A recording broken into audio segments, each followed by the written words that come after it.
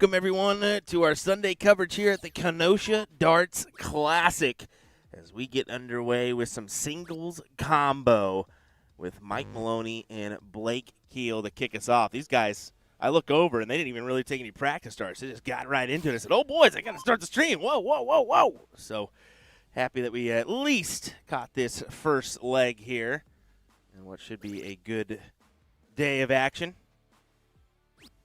How about this format for our coverage today here of Division Number 1? It's going to be a best-of-7 combo. So it's going to be 5-on-1, double-in, double-out split pool. Cricket, cricket, 5-on-1, 5-on-1, cricket, cricket. So that's how we're going to play today on the winner's side. It'll be best-of-5 on the loser's side. So keep that in mind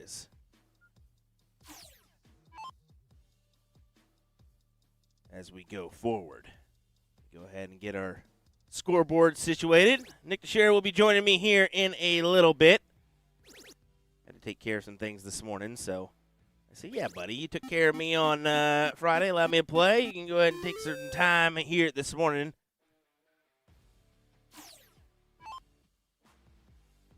In our last day of coverage. It's going to be a quicker day than our other days of coverage, to be fair.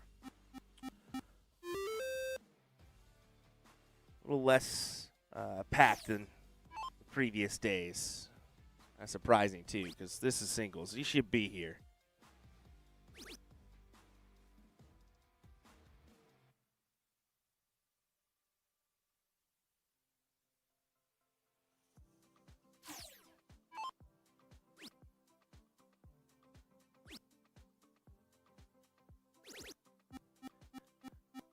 He has the advantage here on 20s compared to the 18s for Mike. See how quick he chooses to try to close the door here on those 18s. I figure it's not going to be without a few points first. And you take your shot now. He does not. I would have been tempted there. I get that Mike could swing it. But you got to take those opportunities from time to time. And again, that 20 segment is the most powerful segment on the board, isn't it?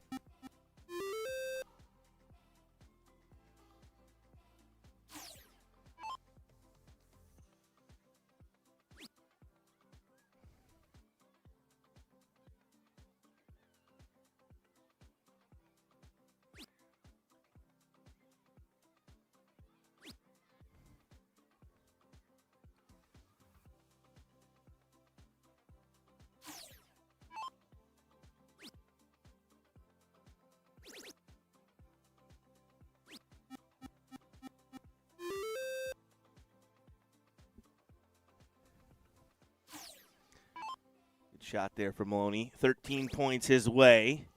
Keel finds the first dart. Just under on the second. Playing with fire here. You know what Maloney's capable of. And, yeah, takes it on the double. Knew that was coming. Massive 8 mark for Mike Maloney. I believe Mike had a bye into this round. Didn't see him play anybody before this matchup. And again, I haven't looked at brackets yet. I need to do that. Nick has his laptop here, but I don't have the password, so we'll try to dabble on that here in a second. But Blake did come through a tough match with Liam Musser, so keep that in mind. But 8 mark followed by a white horse. That'll certainly do as Mike Maloney looks for a 2-0 advantage here in our round 2 battle.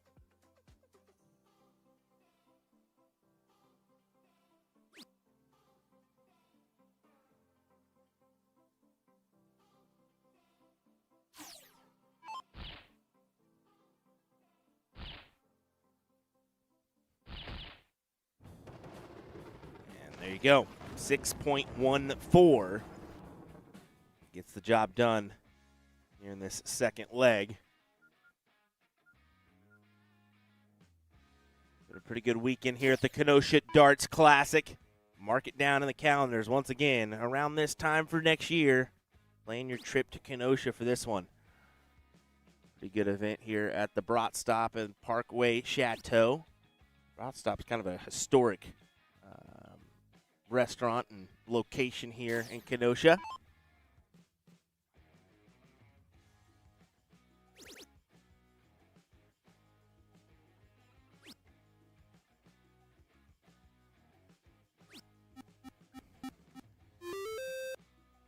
What's going on, Porky? Yeah. That was a pretty funny comment last night on Mike's post, wasn't it? Hey, I don't care. As long as you're watching, I don't care if it's with the mute button or without the mute button.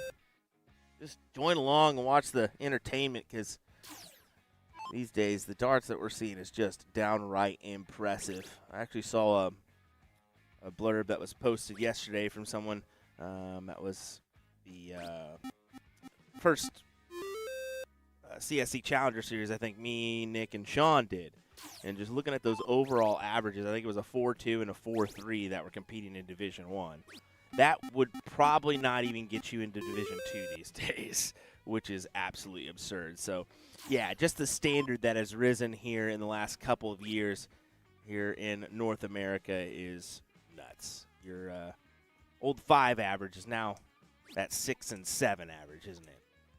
We're starting to see that more and more, especially with this gentleman on the CSC Challenger Series every Monday and Wednesday night. Brought to you by Partners Promoting Darts.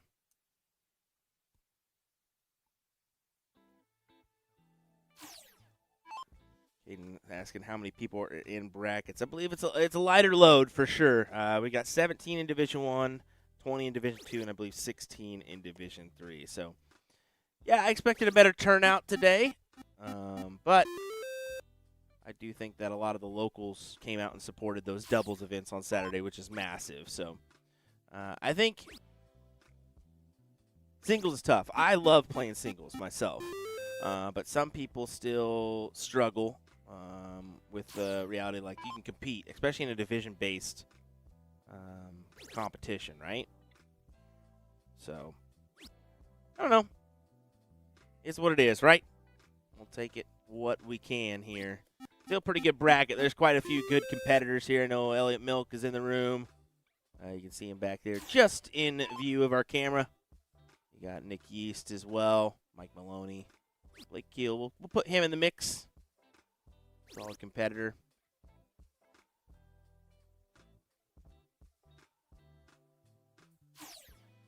Steve Hilger saying that's ridiculous. The level is risen. Yeah, I mean, I knew it was getting better, but when you see the numbers on those actual promo flyers of, like, I think it was Chris Grimmel and Travis Wilkinson, it was a 4-2 and a 4-3 that were in Division 1 at the time. That's like, the fact that that wouldn't even make in Division 2 at this point is absolutely absurd.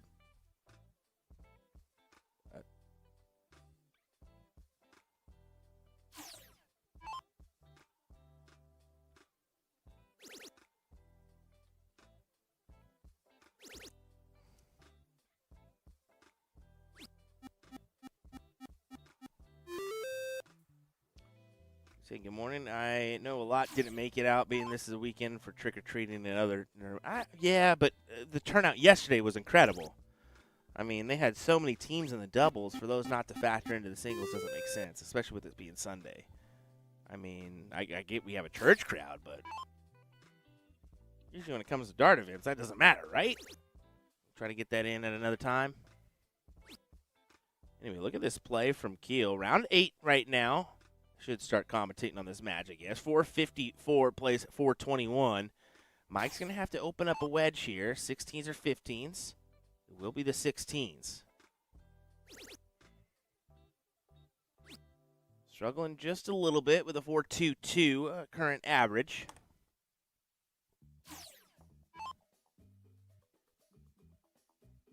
Mitch Burham, give him the smoke. I haven't seen Mitch at all. Unless he's snuck into the room today. He hasn't been here all weekend.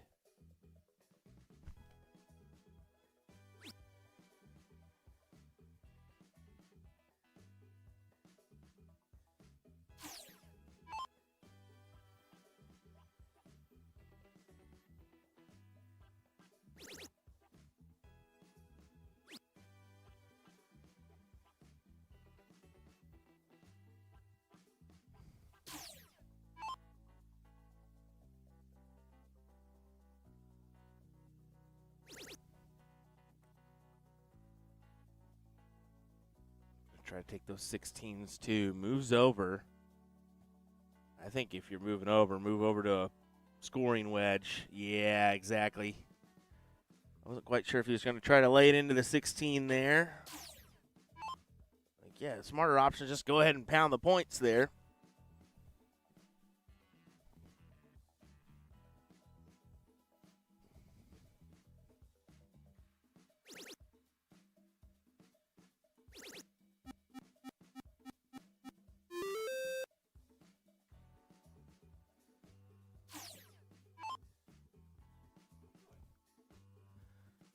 Well, Maloney has taken the reins once again here in this leg at a crucial time, and this is Mike Maloney in a nutshell. Kind of hangs around, then all of a sudden jumps up and bites you, right at the crucial time. Yeah, and we saw it yesterday in the Invitational with Mike. It's been a little bit of a struggle. It has not been full-speed Mike, but he will still scrap and fight along the whole time one way or another. God, is that you? Oh, wait, it's Nick Teixeira. Hello, everybody. Hello, son. But, of course, Blake Keel will not keel over easy in this matchup. He's still going to try and fight with it because he's a young scrapper trying to prove himself a little bit more on the dart scene, right? Yeah, kind of a new face. He'll kind of admit that one. A little bit newer on the dart scene, but has to jump on pretty quick, man. There, that is going to still be a good grab for Mike Maloney and a 3-0 advantage in this Erase the 4 format. Yeah, it's a good one. I don't know if you've seen this, but I'll mention again for you folks that are tuning in. It's a good format today, especially on this D1 side. Best of 7, 501 double in, double out, split bowl. It's going to be cricket, cricket, 501, 501, cricket, cricket. How about that? Alternate start as well, if you haven't caught on to that. Then you look at the loser side, 501, cricket, cricket, 501, cricket. So best of 5 there on that front. I'll have to remember to change our titling around. I've been waiting for that one, brother. Appreciate it. Yeah, Mike Maloney did confirm had a bye in that first round, so good stuff. Division number 2 is going to be open in, master out, full bowl, best of 5 on both sides, and then your Division 3 is 501 open in, open out, cricket, cricket, and that is a best of 3. So just a little update on the divisions and how everything plays out. Mike kind of got away with one here. He absolutely did, and Blake's going to be pretty upset that he didn't punish us more. Mike's going to make up for lost time. One more triple, make things chalk. That's a bummer. Blake really needed to take advantage of that missed opportunity off the opener for Mike, and now you're right back to, like you said, kind of a chalk scoreline, right? Yeah, I mean, yes, Blake's still out, still right there with him and still has the darts, but the fact is that you're going first and you're not driving the boat, and Mike Maloney's going through there and saying choo-choo like a train. If you haven't caught on, I'm going to run over to Quick Trip and grab it and make it a little energy love because you can see that Sunday blues is hitting both. Nah, dude, look at this. Are you ready? Hold on. I need that 300 millis of caffeine my way. The Vanilla Gorilla! We're good, baby. And here we go. Blake is coming up here trying to find 2 triples on the turn. Does switch to the 19 on a good cover shot. Can he follow it? No. Follows to the wrong side. I don't know why he started Macho Man towards the end there. It's because you watched the Macho Man clips this morning. That's it. You're welcome for that one. Cup of coffee in the big time. Yep. There's a big 180 from Mike Maloney as he sets up the 106 finish. Yeah, Blake, despite coming off that 4-0 win against Liam Musser, looks like he's about to get the favor returned with a 4-0 win. And Mike Maloney moving on to play Casey Borlowski, assuming this 106 goes. But he'll have 6 darts. Doesn't have to even go right now. Mm-hmm. Enrique asking what's the average for Division 3. I think it's based on competition and who's all here, but I'll get you kind of the average base as soon as I can. How about the Elliott Melk-Garrett Rakowski match queued up on the top side of the bracket there on hold? I'd love to see that. Ian Hutchinson, Nick Yee should also be pretty good too. Yeah, there's going to be some good matches. We may get a couple loser side matchups before that, but like I said, this bracket is going to This bracket's going to be over quick, man. Famous last words. The way they're freaking rolling. Come on now. They're just rolling. My dad in the chat saying, "Morning, sons." Yes, Will, you can call me daddy. Blake's going to be saying that to Mike Maloney here, it seems, in a 4-0 loss. Hey, Big Nose McGee, what's going on? Good to see you, too.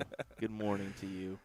All righty, folks. So that's going to do it for our first match on the stream. We want to give a big shout-out to some sponsors here for the Kenosha Darts Classic. Of course, Midwest Novelty, the amusement company that puts on this event. Big shout-out to them. And then the Bullseye in Kenosha, Wisconsin.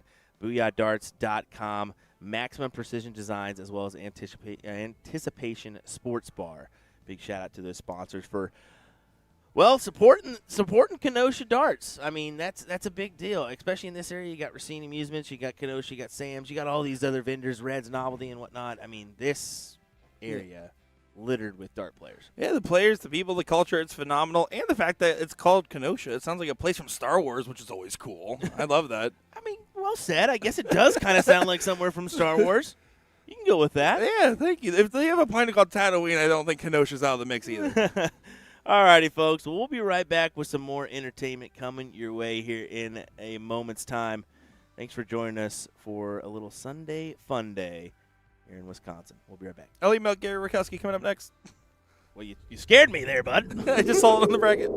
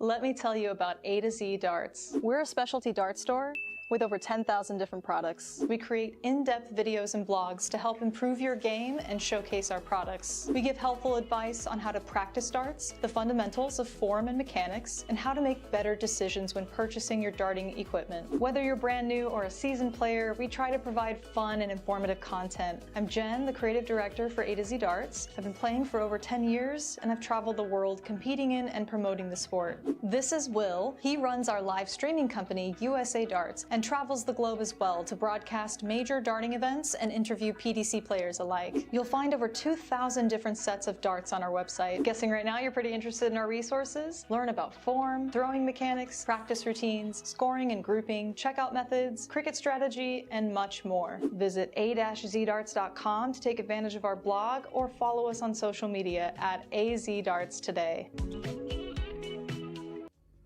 Callisto. A range offering 3 different variants. The key similarity of all options is the unique matte texture and reverse cut all throughout. Those with softer or clammy hands looking for grip options that don't tear up your skin might gravitate towards this range. The matte coating and simple groove proves you don't need insane milling to create consistent grip. We rate the Callisto range overall a 3 out of 5 for grip intensity. Callisto by Winmore, available now. So today we're going to learn how to throw a dart. In each turn of darts, you get 3 darts to throw. So with all 3 darts in your non-throwing hand, step up to the toe line. If you're right-handed, put your right foot on the line. Lefties, left foot. This isn't baseball, so you want the same foot forward as your throwing arm, not the opposite. Usually the toe line is set so that your foot will be right up to the front edge of the line, not behind it. This toe line is also known as the aki. The position of your front foot is usually at an angle to the line, to some degree. Your back foot should be a little bit wider than shoulder width away from the front. Put 1 dart in your throwing hand while holding on to the other 2 darts in your other hand. Looking at the dartboard, focus in on a spot you want to hit. To start, let's look right at the bullseye. As you stare at your target, lean forward, bring the dart up and draw it back towards your eye. Throw the dart by moving your hand and forearm towards your target, keeping everything else as still as possible. Hold your position while transferring the second dart to your throwing hand and repeat your throw. Once you've thrown all 3 darts, your turn is complete and you can retrieve your darts from the board. And yes, it will take some practice to get the dart to go where you're aiming. It's not as easy as the pros make it look. But with practice, I guarantee your accuracy will get better, and I tell you, there's nothing better than having 3 darts go exactly where you wanted them to. If you've already been throwing darts and have had success with something slightly different than what I've just explained, great, fantastic. As long as it works for you, no problem. Just keep in mind that any extra movement in your throw will make it harder for you to hit your target consistently. As a beginner, just try to get all 3 darts to land in the same area. As you build your confidence, you can narrow down your target, getting all 3 darts to land in one number, say, like the 20s.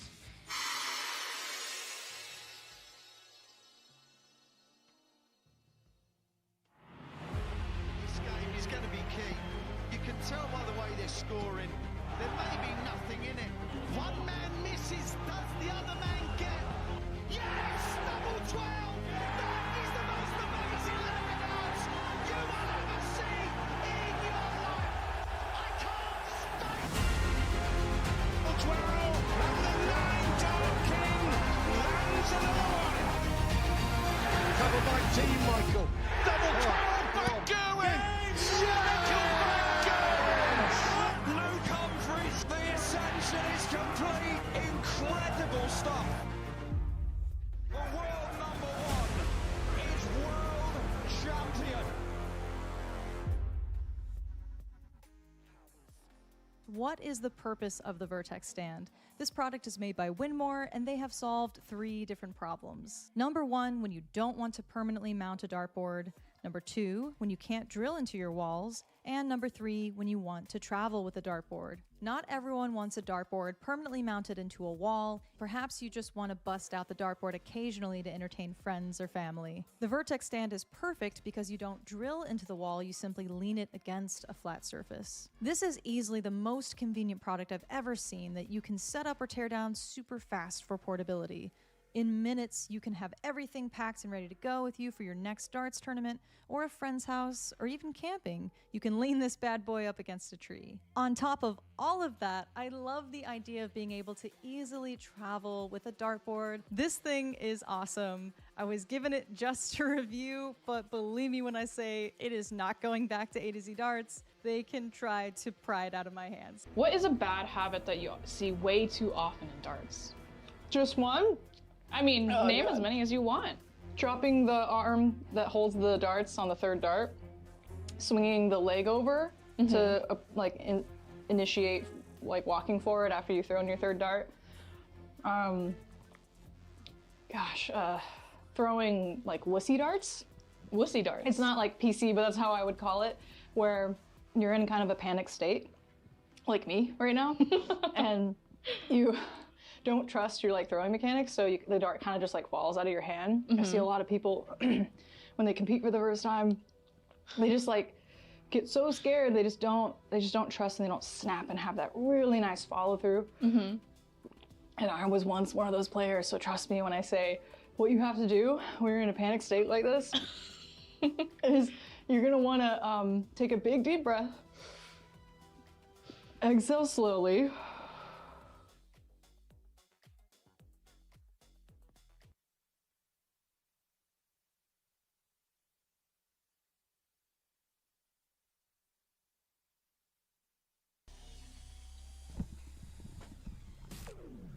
Well, here we go. It's a great matchup in front of us here. It's Elliot Milk taking on Garrett Rakowski, as this should be a fun one. I'm looking forward to seeing how Garrett will play today, because he had some struggles yesterday, but it all came together at the end.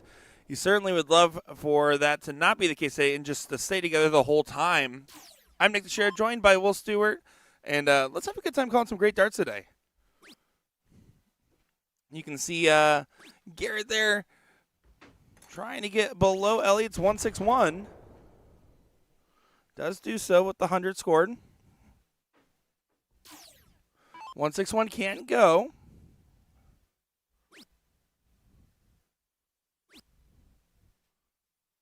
But will not be going for Mr. Milk today.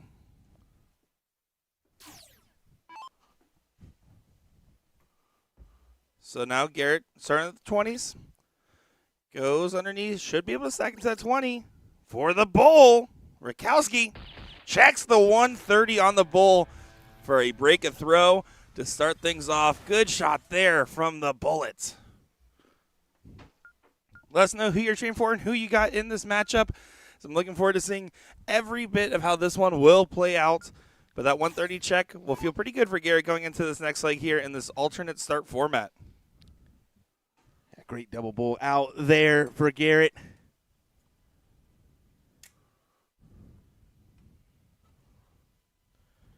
And that's a great break a throw, too. And in this format, break a throw could be a big thing, right? Yeah, it certainly can be. Never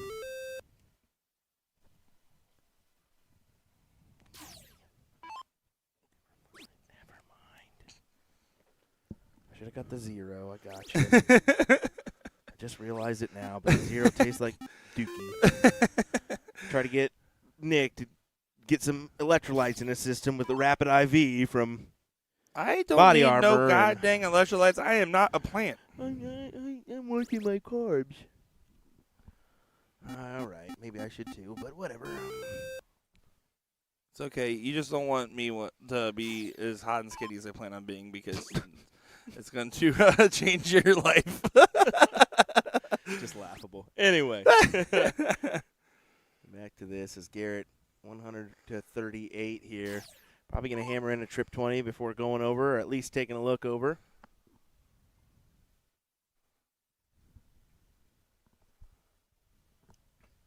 Looks like he opted for the look right off the bat, but as you can see, he comes up with a no score.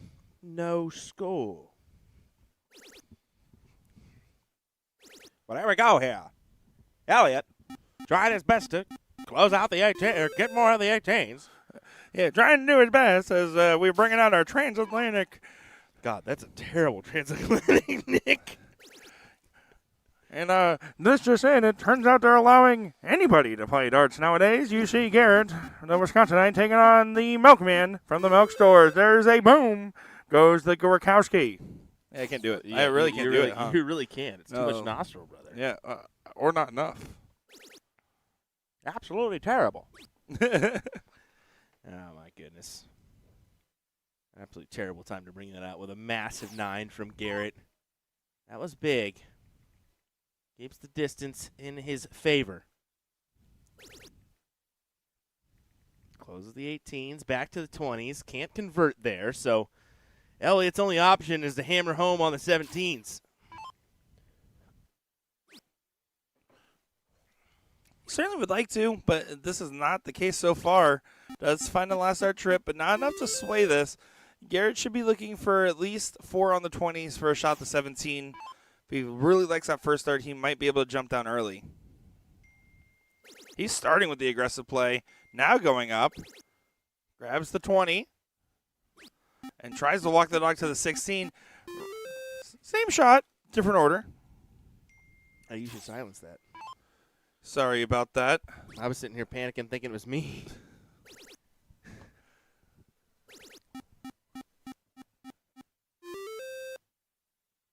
Oh. Whoopsie.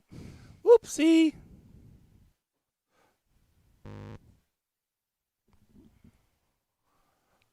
Well, Garrett trying to finish up those 16s, but doesn't do so. And you can see the celebration there of frustration. I mean, that could be a moment here for Elliott to snag and break right back. Okay. Elliott, can't do that, my guy. You can't commit to being down in points at that trip 20. You really needed to grab hold of a trip 16 there before taking a look. But it shows you, I mean, we've heard it before. Some people would do nasty, nasty things to get rid of that bigger number. Yeah, well, and as they should. The 20 is everyone's favorite, and if it's not your favorite number on the dartboard, stop acting like it is. Because you need to just learn to hit the 20 and not be afraid of it. Whether it's cricket or 01, that is fundamentally true. Yep.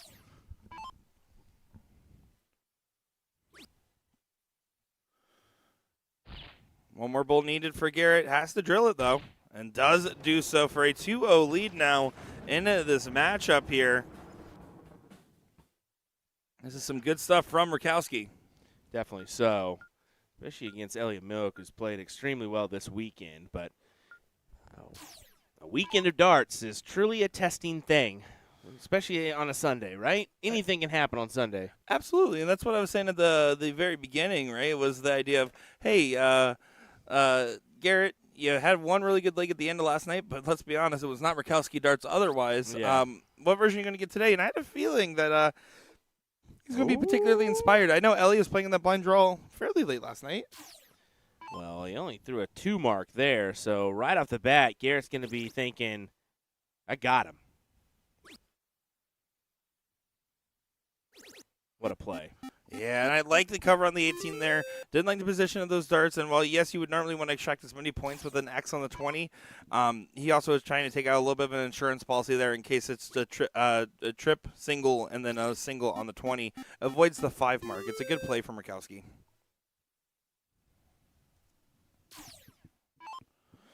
So now Garrett should be looking at the scenario and saying, okay, I probably want to stay up for at least 2 trips. He's looking. He does go. He's feeling good today. You only shoot it like that if you're feeling good. Otherwise, he would play a little bit safer because if he can break this throw, he'll get the start of the next for the match. We just saw Mike Maloney do that against Blake.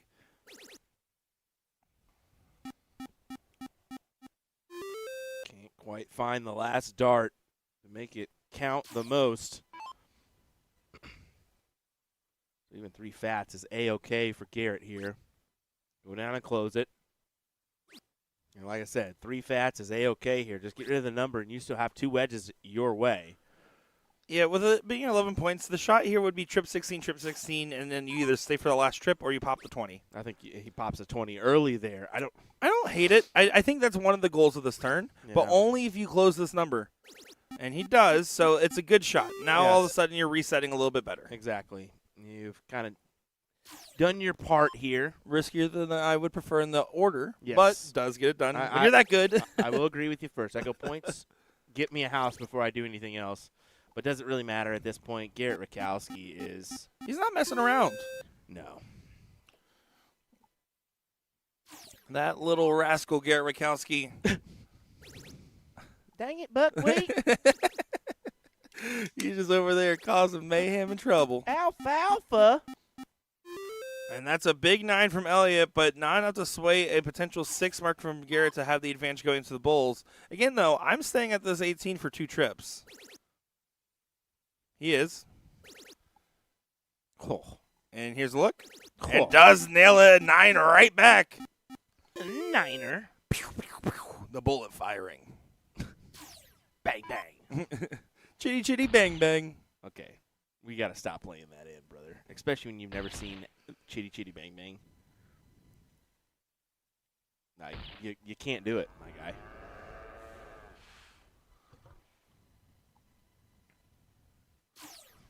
I can, and I will. Nope. You can't stop me. Mike Maloney up 2-0 to Casey Barlowski. Ian Hutchinson and Nick East 1-1 in their matchup. And then Matt Connor and Chris, sorry, bad eyesight, Manigan are currently 1-0 in Chris's favor. So all these top 8 matches underway to see who will make it to that top 4.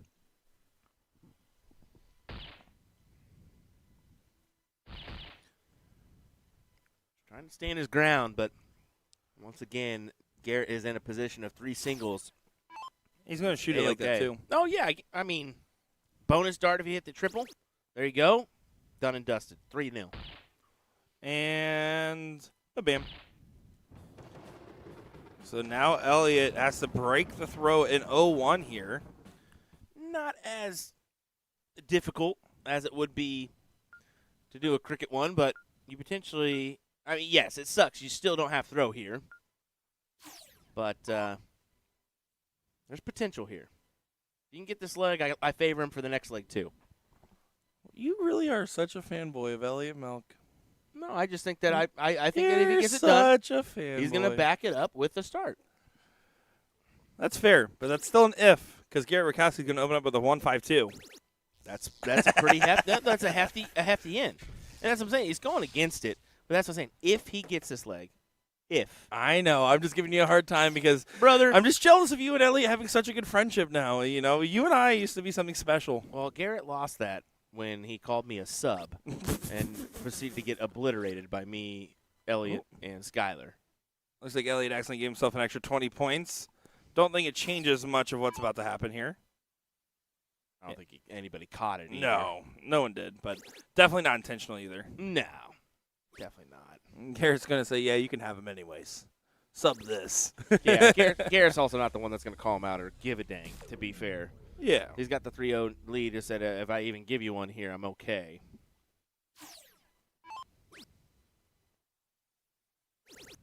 Cover on to the 19s. But now the separation's being felt. Garrett is set up for a prime 12-dart leg right now. Potentially even less. Congrats to Jason Brandon winning the Hungary Darts Classic today. Did he? Good How on him. about that, buddy? Look at that. Let's go, Jason Brandon. Good on him. Absolutely phenomenal. He was 2-0 down, won 6 of the next 7 legs to beat Steven Rosny 6-3 with 4 180s and an 85.34 average. So we'll see Jason Brandon at Lakeside again. Love it. I love seeing him out there. Well, this could be done and dusted. Bullseye for the fans. It's never for the fans, Garrett. No, he's going to take the strategic play. I'm surprised he didn't collect there. He was 1 hole out by the looks of it. But he will be back. As this is looking more and more likely that Garrett will be moving on to play either Matt or Chris in that next round.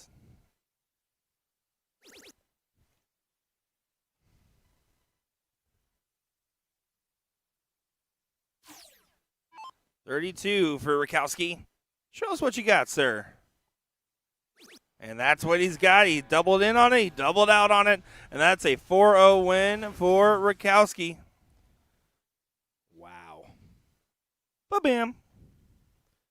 Well, there you go. Folks, we'll be back with more entertainment coming up here in just a moment as we bring you our concluding coverage of the Kenosha Darts Concluding coverage is my favorite kind of coverage. That was good, wasn't it? That was amazing. We'll take it. We'll be right back. We'll be right back. We'll be right back. We'll be right back.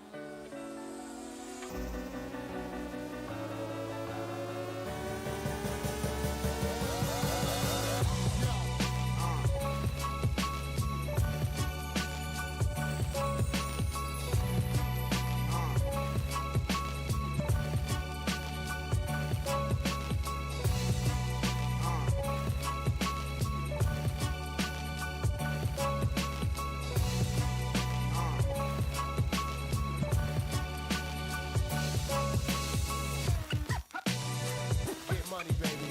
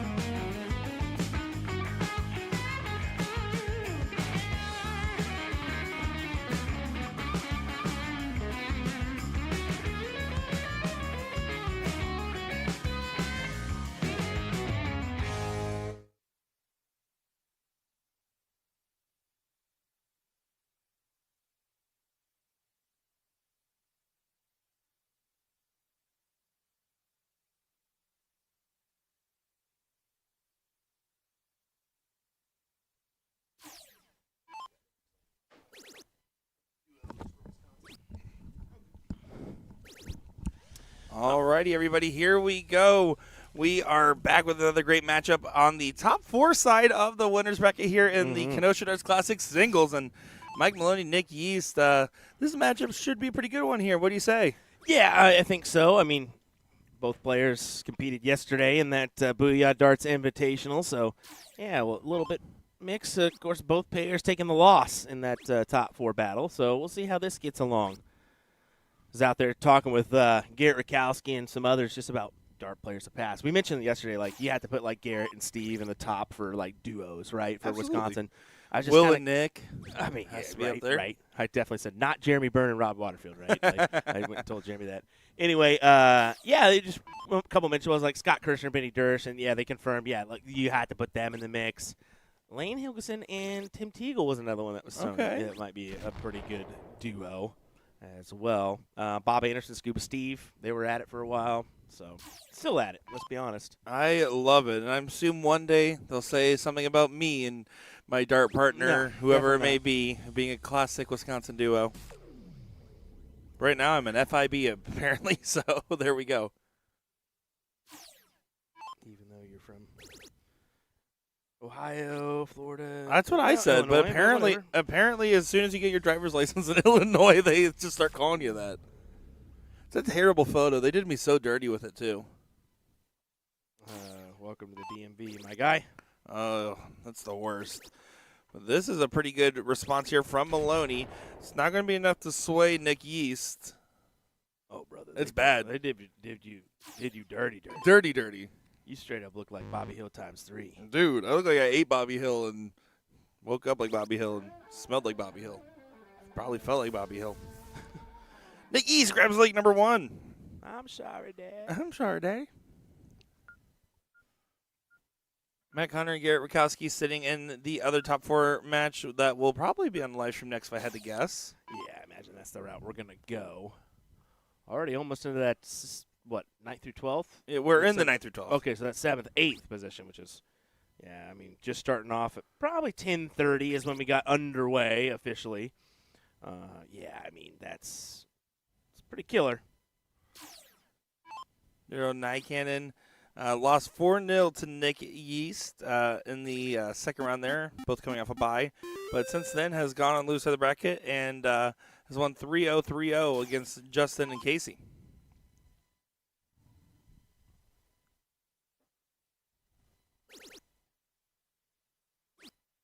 Mike only finds 4. Nick has an opportunity here. Looking for 4th at 19s to try to swing up.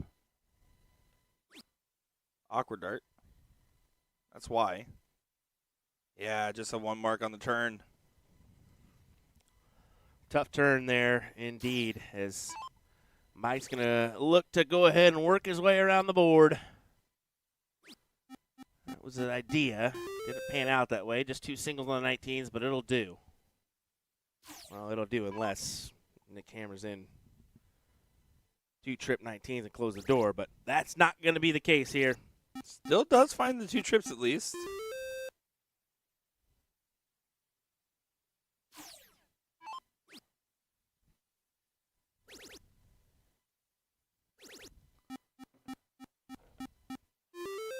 Good 7-mark response, though, from Mike Maloney. Closes on the 19s, re-expands the point lead back to where it was, and has some good momentum going. But Nick is doing a good job of fighting along. Another 6-mark.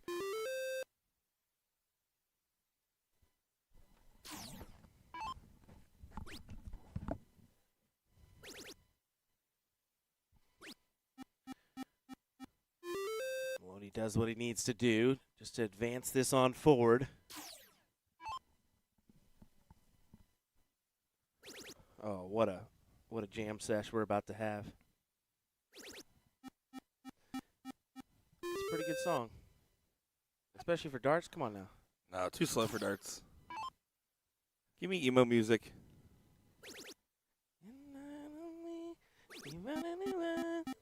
Oh, sorry. I'm going back to bed, folks. No. With that, yeah, you probably should. Nick's, again, trying to fight back in this leg, but Mike's doing a good job every time Nick is collected to shut it down. Oh. There are the 3 in the bed, though. Makes it a little interesting as the yeast continues to rise. Stop using that. Anyway, big hit from Nick.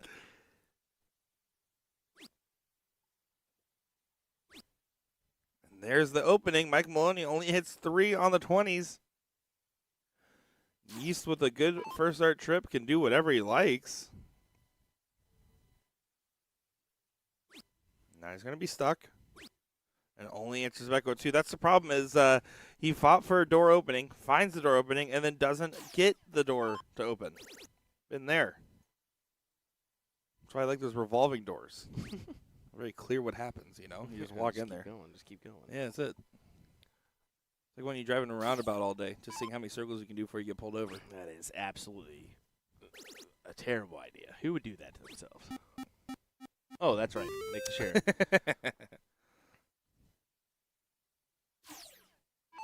Look like, I don't know if you mentioned it, Daryl Nycannon coming out on top of Casey Barlowski 3-0 in that one. Daryl actually threw a 9-dart leg this weekend. Oh, did he? Yeah. Oh. And that double in, double out. So 1-6-1 finish. Never get this. Why does it never happen on our stream, folks? He's had 2 back-to-back years. He had one here last year. That's had awesome. another one here. I love that. Something in the room, I guess. Sometimes the right environment goes a long way. He also finished a leg on 9.00 yesterday in doubles cricket. That is, I did see You that. never see that. Yeah.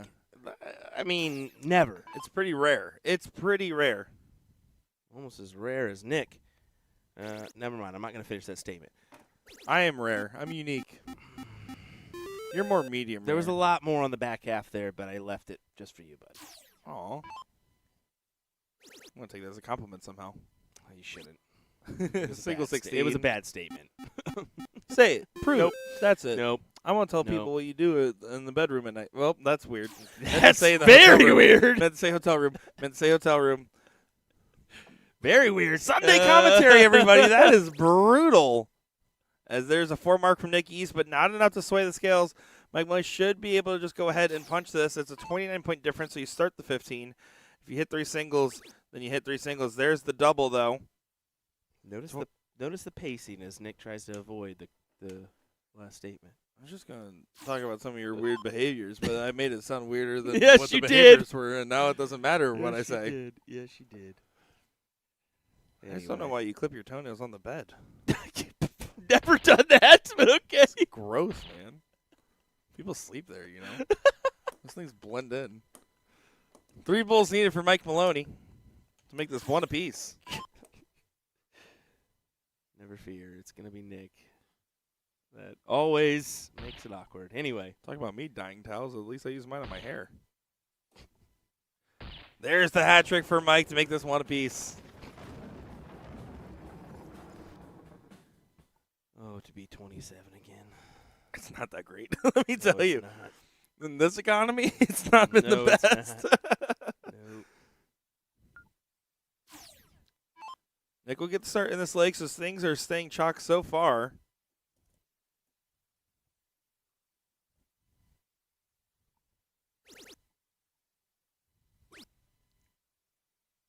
You see, Nick, he's always had that kind of short follow-through, right? Yeah, it's very much a characteristic of his game. You look at Nick, and he's always been a very consistent player. We've seen him do quite well in the CSC Challenger Series. I guess that's true for both these guys by that regard. But Nick will tell you, man, he enjoys promoting and growing darts. He worked on Super Juice for so long after taking over from Rick and Gemma. Now the Addelfingers have taken that part over, and nowadays he enjoys being a grandpa with a side of darts. Yeah, still pretty active on that Stupid Juice front, right? Oh, still see- actively helping and promoting. Yeah, it takes an army to run an event, so.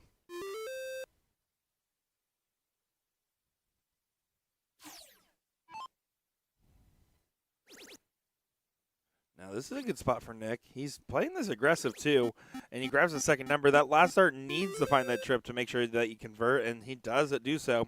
And, folks, if you want to follow along with this bracket and the other 2 divisions of singles, make sure you go over to your BullShooter app on the iOS or Android App Store. It is free to download and free to make an account. Once you go on there, just go to the Tournament King section of the app, switch it from My Events to All Events, and you'll be able to follow along with any of the KDC 25 events here, including brackets I've already finished. Well, it's also handy for events that are coming up too. You gotta put that forth too, and I don't. you never know. Could be some things happening on that app that you may want to be a part of. Yeah, it's fair to say we got a new app coming out. We can say that. Okay, We okay. can. I didn't want to drop the. No, I've been showing people and Cool. stuff like that. It's coming. It's coming sooner than a lot of people expect. The first version of it will just be every feature that currently exists, just prettier and working better. And then we have a couple really cool stuff I can't talk about that's in the works that you guys will absolutely love, I hope. Yeah, there's going to be some exciting things, including working with DoorDash on multiple different fronts. Yeah, every time you automatically get knocked out of a blind draw after midnight, it automatically orders you Taco Bell. That's the new feature. A large fry from McDonald's as we get a 2-1 lead from Nick East, who throws a 5.81. Just imagine if that was actually the case. Like, you lose, you get a $5 off coupon to Taco Bell or McDonald's or something. If you pay $5 a month, it comes with a breathalyzer attachment for your phone. It says it comes with a, we're sorry. No, there's some really cool stuff, including a lot of social features I think Yeah. a lot of people in the dart community will appreciate that might have been requested for quite some time. Love it. Love it. And that's all the spoilers you're getting from me today. So if you're one of the 5,000 people watching, don't spoil it. Bubba saying that's probably the best addition you could have added. Yeah. Automatic hangover food ordering. Bloody Mary, right Right when your morning starts, just delivered to your door. Could you Yeah, imagine? depending, it's like variable start time of tournaments. So if you sign up for a tournament and it starts at like 11, it gives you a Bloody Mary. But if you start at like 6 p.m., it's a shot of tequila. Well, now I have to call the program. Now we're gonna have to I think we got readjust something things here, guys. We Hold on. definitely got something. Working on a sponsorship with DoorDash right now. That's it. That's it. Premier advertising. It's the right audience. Mike here at 354. Going to try to get in front because Nick so far is driving this matchup and this leg, it seems. Nick should be the first one out of finish here, looking to find at least 100 for the 141. Of course, would be happy with more.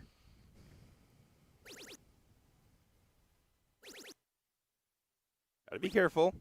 So And gets the 146. He's in a great position here. I mean, he's got the first look at a check to go 3-1 up on Mike Maloney. Unless he hits a big 180 here and puts pressure on Nick, and I don't think that's enough pressure there. It's a little bit, but not enough. Yeah, certainly not. 146, absolutely eligible to go. I love the 19s here. I do as well. 114 leaves you 32, but he opts for the 20 route. Actually, opted for the 1 route. Well, and that's going to feel very frustrating. Even if he doesn't take the 146, it's about making sure you pressure the 114. Maloney should get a dart at a double now. Double top. Makes it 2-0. Or 2-2. Close enough. not really, but that'll work. Yeah, I mean, great collection there on the 114. Needed to have it. Ryan bringing out a great point in the chat. Wonder if Yeast is throwing his new darts. If you like Phil Taylor Power 9 dart, is there similar to the Gen 3 version? He is definitely throwing his new darts out there. Because I took a look and you got jealous. I picked Austin Braswell's over his on the new Shot collab line. I said, well, listen, if you played League with me, I'd buy yours too. So, no, he's definitely throwing those. Of course, Mike Maloney throwing his Winmore barrels as well. And Mike Maloney now trying to do the inverse of what we just saw in the last leg, trying to set himself up for a break. Big shot. He needs to have it. It was good talking with Mike today, too. But you can see, he mentioned it, but you can kind of see it as well. He's tired. I mean, I think we all are at this point. Well, I can tell you last night, watching Mike walk back from the board, he was chafing. He was hurting. Things didn't look good. He looked older than Nick East. No offense, Nick. Admittedly, for a grandpa, Nick East looks great. Right? He's a very young grandpa.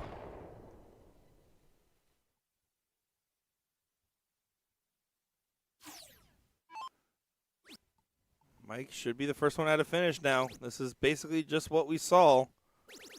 But this is a lot better of a setup. It's not 146, it's a 76 leave. Yeah, great turn. I mean, this is now round 4, so sets himself up for a potential 11 dart leg. And if Nick East returns, he should have a dart at double, but only if he returns in this leg. Mike Maloney can go ahead and punch himself a pole position ticket in this matchup. No way is he coming back. Surely not. I don't agree. Just kidding. I agree. You kind of thought maybe after that second dart, dropping into the double, what happens now? But pins the double 12 for a 3-2 advantage. As he goes 114 followed by 76 checkout. And now has throw here in this leg, and that is a big deal. Especially when you start off, well, with a 9. Well, with a 9. Yeah, spot on analysis there, Squilliam, and that's a big 9 from Mike to get things going. Put some respect on my name, Mr. Squilliam. William Air. That works too. And Nick only with the 2 mark. This might be the entire match decided right here. Yeah, he's going to walk the dog. 1, 2, here's 3. That's back-to-back 9 marks there for Mike Hulk Smash Maloney. Yeah. It's been a while since we've done one of those. Yeah, it has been. Probably for the best. For the best. For the best. Yeah, just throwing the bulls there. This should be close up the corner pockets and tapping the bull. This is all over. Another trip. Oh, Mike. Another trip. Double bull? Not quite a double. It's still fine. I mean, it's still fine. Because the bull's already closed, it doesn't matter if he goes double-double. Exactly. Statistically speaking. Now, if he doesn't hit a double on this next start, How I'm dare turn off you. the stream. How dare Stream's you. over. Well, Mike, still perfect in my book. Not now. No, boo. We'll take it, though. Boo. We'll take it. That's a quality leg of darts. 3 on the spin for Mike Maloney to get it done here over Nick Yeast. Wow. Oh, I love every bit of how the Mike played that leg. Nick, not so much. Yeah. Understandably so, but Nick had his opportunity to make it the other way run in his favor. So, do appreciate Well, each and every one of you. We're going to see an interesting one. Matt Connor versus Garrett Rakowski. I don't know much about Matt. I think we're about to find out more, huh? We are. Folks, don't go anywhere. We'll continue our coverage here from Kenosha in just a moment. William Stewart, Nick DeShero. We'll be right back.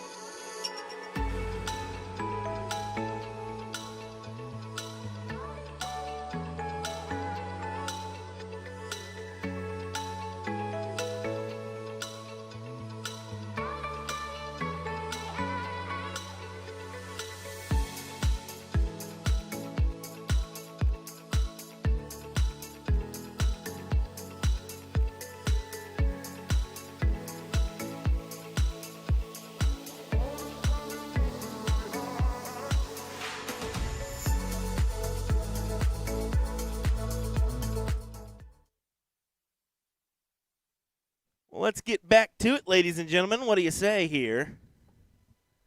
As we are ready for action back in Kenosha. We got Matty Ice, Matt Connor, taking on Garrett Rakowski here. Admittedly, we do not know much about Matt Connor, although he looks similar to Jim Widmeyer.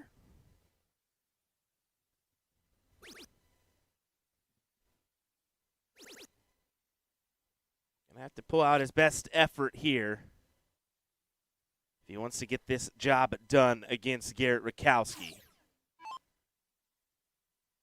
Definitely a tough battle. You know that going into this, but you've had a good run so far, Matt. What can you do moving forward? Just looking at where he was before. He had a bye in that first round. Beat Scott Miokovic 4-3 in round 2. There'd be Chris Mannigan in the next round 4-2 before getting to this position here. Garrett Rakowski, a little bit tougher road. A little bit easier on the finishes. How about this? Garrett has not lost a single leg yet, ladies and gentlemen. Garrett beat Brandon Riddle 4-0 in that first round, or in that second round, sorry. He did have a bye at the first. And then Elliott Milk 4-0 in round 2. So, yeah, I'd say he's playing pretty well.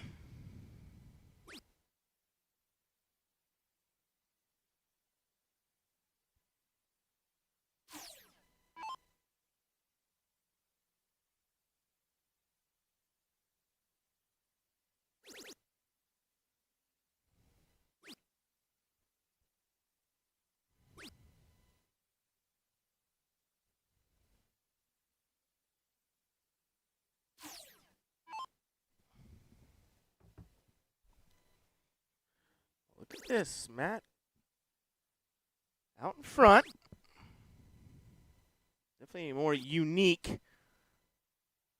throw for Matt here. Also, he plays with that bracelet on his wrist. I don't know how he gets that to work for him, but he does.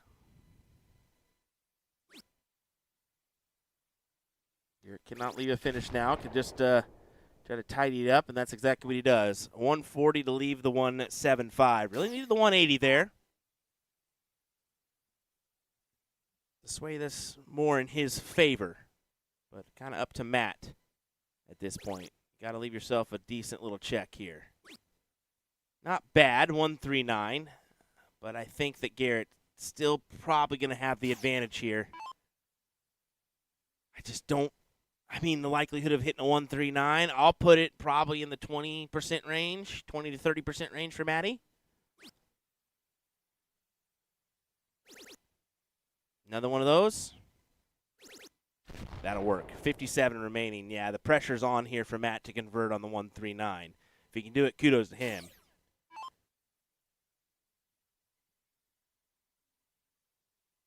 So let's see if he goes 20s or 19s here. Does go the 20 route, and yeah, after that first dart, we will not have a look. So, as I stated, probably in the 20 to 30% range that he actually hits it, maybe a little bit less. So Garrett will step in, needing 57, 17 for tops for a 9th straight leg. That's a pretty good resume so far in his run. Yeah, the fact he has not lost a leg and he's played Elliott Milk and Brandon Riddle. Come on. And here's the dart. There's the conversion. Garrett Rakowski, 1-0 lead on the board here. The break of throw, he'll get the darts in the next. And that's the big, because it is alternate start. A little bit easier to get the 4-0, 4-0 rather than a loser start format, of course.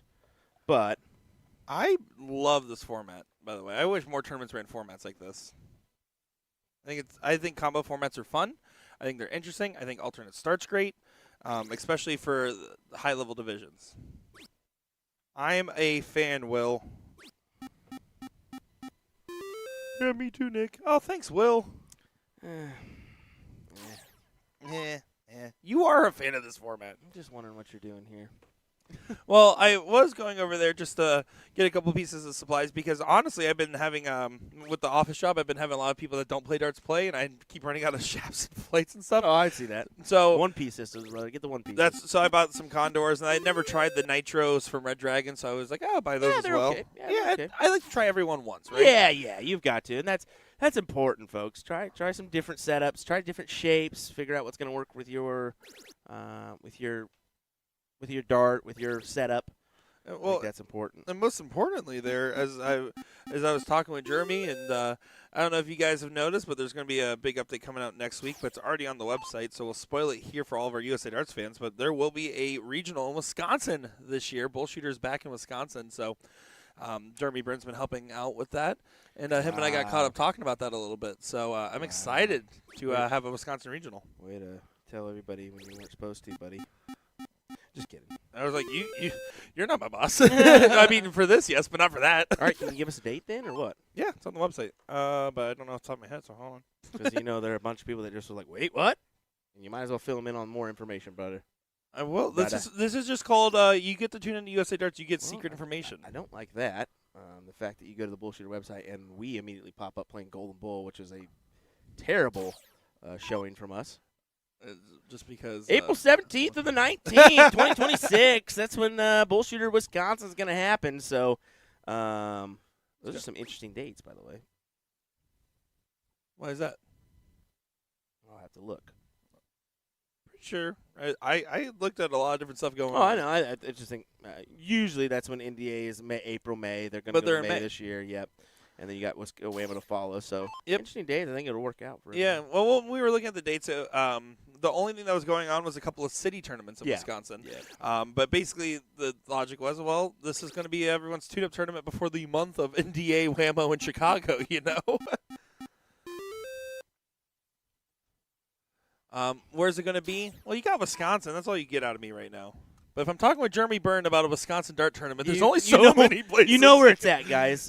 Cue it in. like, do some little research. Where does Jeremy normally do his events? Yeah, probably the same spot. We will be having a lot more information coming out here soon. And a big shout out to Jeremy for helping me out on getting that all set up. Because I know for a fact when I was looking at our tour and trying to plan everything, I was like, the one thing we absolutely must do is have a stop in Wisconsin. We haven't been there. The people have been asking for it, and I'm excited for it. But let's get back to this match here. It's one-way traffic, and Garrett Wachowski sets it up there, grabs the double bull to set up a game shot on his next visit, barring a bed on one of these numbers.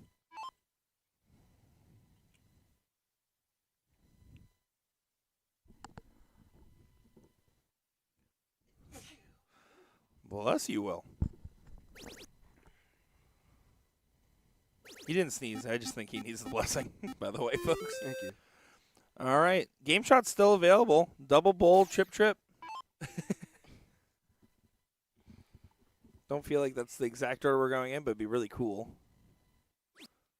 Oh, it was double bowl, trip was the shot. Uh-oh. Well, you got to be careful, Garrett. Grabs the bowl in the last. 7-point difference here. If you're Matt and you're thinking, how do I get out of a scenario like this? Well, first off, you need some errors from your opponent. But second off, the only thing you can do is get as many points as you can in the 16 and shoot a cover dart at the 15. I don't think there's a version where you can close anything in this turn. You need to try to get a little bit more firm of a lead. And so far, fishing for a triple does get it on the last. Yeah. Honestly, Garrett can go 2 16s and a trip 15 here. And then no matter what, he'll have a number to return to. Yeah, making a point decision here, though. Before attacking. I don't mind that play. He's down, but he's got that house advantage where it doesn't matter. He'll at least have an option when he returns. Absolutely.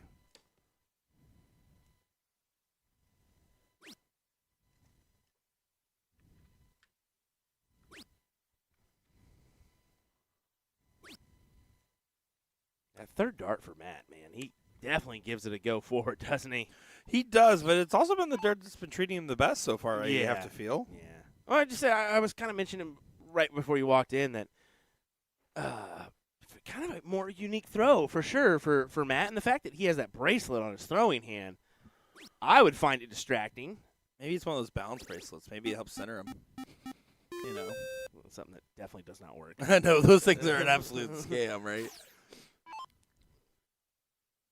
Yeah, the bracelet on the hand would drive me nuts. But, Rocking the big ring as well. yeah. Pulling out his best The Bobby- eyebrow raise as that Pull- last start leaves. I pulling- love it. Pulling out his best Bobby George. Single 16, and then you can move back to points here. Or points then single 16, either or.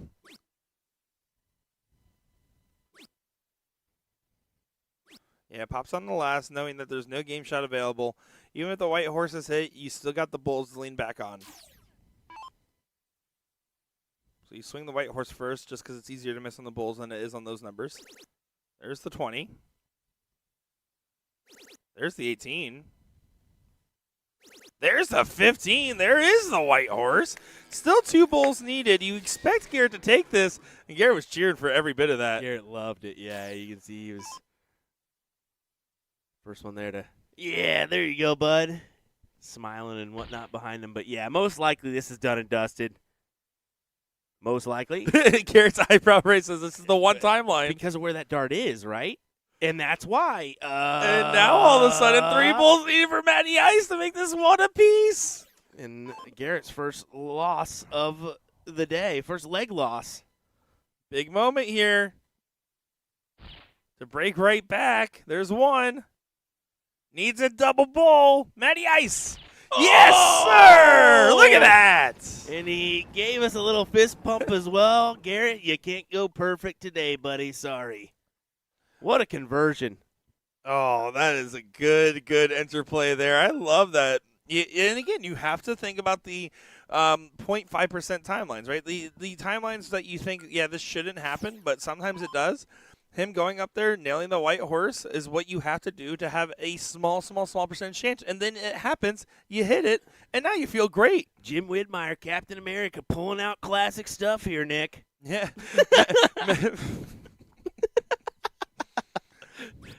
Well, as a dude I know, I definitely went up to Matt prior to this matchup. I was like, all right, I've been waiting all weekend. I got to get a picture of him. He's like, what? Like, you got to double took it. I was like, yeah, you definitely look like Jim Widmeyer. He's like, I've heard that from a couple people now. Yeah, you're definitely going on the internet, bud. I love it. Well, Matty Ice in the veins here. Going to see what he can do. Garrett's going to probably rebound fairly well considering as much as he was cheering for his opponent there, he's going to be kicking himself for not hitting 2 bulls with 3 darts. He hits that 9 times out of 10. But what a great leg win, huh?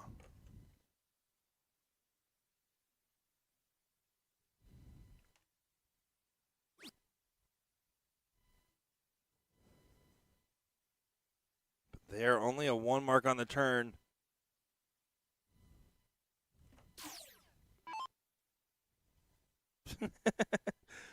Bullshot Darts dude again. What's up, Nick? Saying I just got on and thought this guy looks like Jim. Brutal. Yeah, buddy. I think that it's there, isn't it? I even sent it to Jim's wife. I was like, dang, you let him come to Wisconsin? And she gave me the laughing emoji back. Like, that's definitely Jim.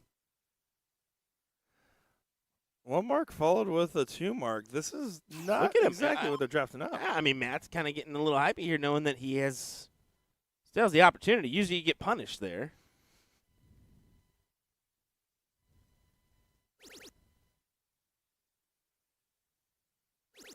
Oh, look at this. Matty Ice in the veins.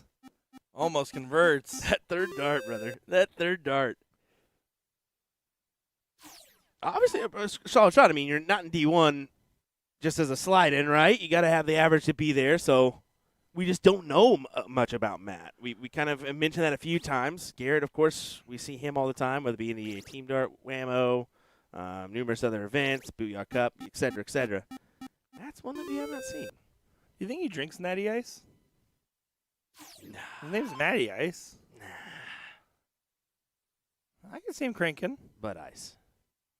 Essentially the same thing. Ice? Bud Ice. Oh. You know, there's natural ice and natty ice. It was There's Bud Ice as well. Because you know Budweiser makes natural light, right? No, what? Oh my goodness. Clydesdales? I don't know why I even try explaining beer to you, explaining movies. Macho Man Randy Savage.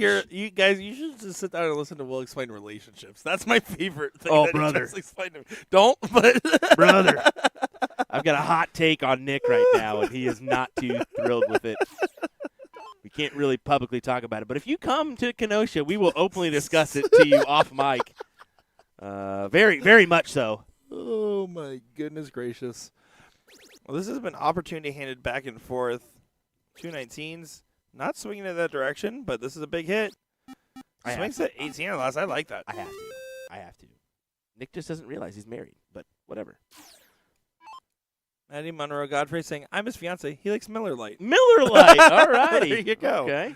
At least it's not Miller Extra Light like Kevin Luke last year. Can you give us some fun facts? Let's get some information. So we do have. Admittedly, we've said we do not know much about Matt.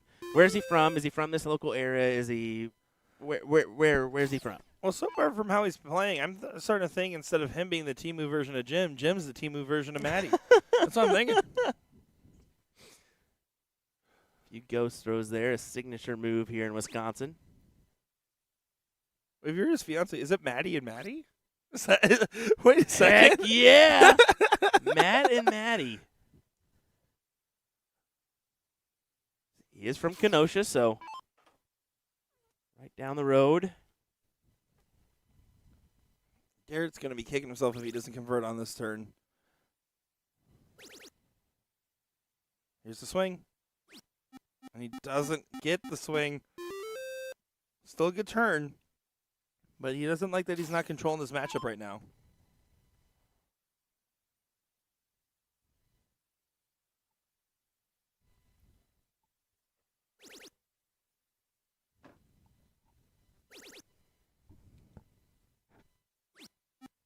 Great collection. Good 7 mark.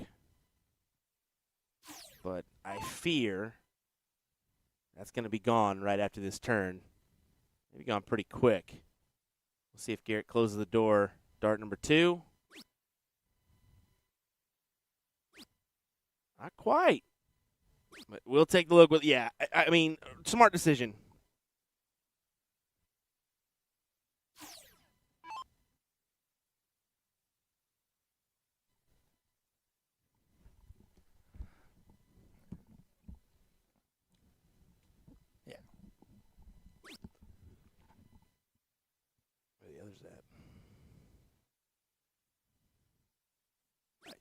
You're better off running that Mac than I am.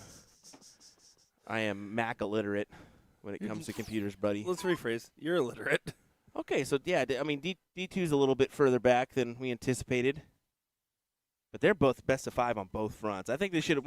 Technically, I think they should have went best of 5, best of 3 on that side. And Division 3 hitting the 4th place match right now. So Division 3 is? Yeah. Yeah, so that's what I'm thinking. Yeah, D2 should have definitely been best of 5, best of 3.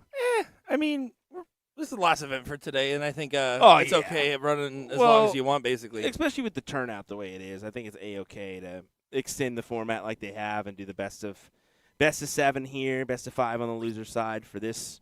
And you can see it's flew pretty quick. I mean, we're already in 5th, 6th matches on this D1 side, so most likely we've got an hour and a half, 2 hours left of the stream. So here's the ham sandwich of the situation of this matchup, by the way. Let's get that ham sandwich. Boar's head, please. When's the last time we saw a 10-round average for Garrett at a 4.22? They're 10 rounds into this now. Yeah. It's been a hot minute. Yeah.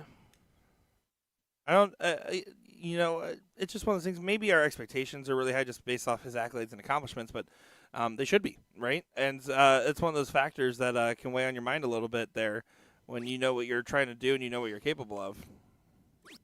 And it's just not quite collecting the way that it typically is. And it seems to be, again, a case of the all or nothing for him.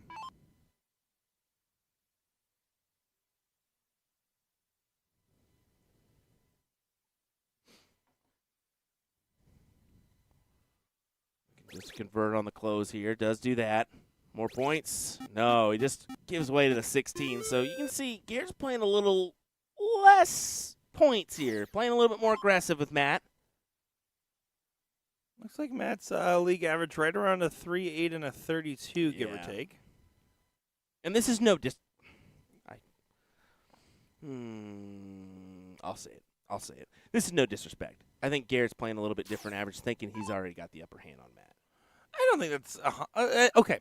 I don't think he's intentionally thinking I have the higher average. I'm going to play like this. I think what's happening is that he's not getting pressed the right way, and it already hasn't been a clicking weekend, and that's naturally happening. That's kind of essentially what I'm saying. Like, Yeah. I'm not trying to dog Matt, but I'm trying to say like Garrett kind of feels like he's got, even despite it being 1-1. Well, it's when you go up to the line and you know you have to play Mike Maloney, you naturally get more amped up. Yes. If I go up to the line and I play Ian Hutchinson, for example, well, I don't know who Ian is. Who knows? Yeah. Right?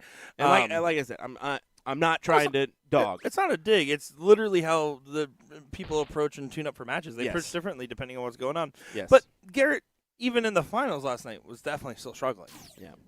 And that can get you though too. Like that mentality can get you. I mean, Garrett called me a sub on Friday night. What happened, Garrett? You definitely What are a happened, cousin brother? sub, man. What happened, you're brother? A cousin sub, brother. Terrible subs. Yeah. Well, there you go. Garrett does go ahead and get that, so it's now 2-1, and he will get the start here in the 0-1 leg.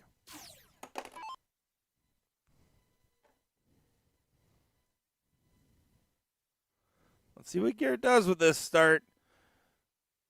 Matt in that first leg had a good couple darts where it was right in the mix before Garrett took it. Garrett feels like, rightfully so, that he probably should have leg 2, but he messed around with it, and Matt absolutely punished. Good open there from Rakowski. But ice, ice, baby.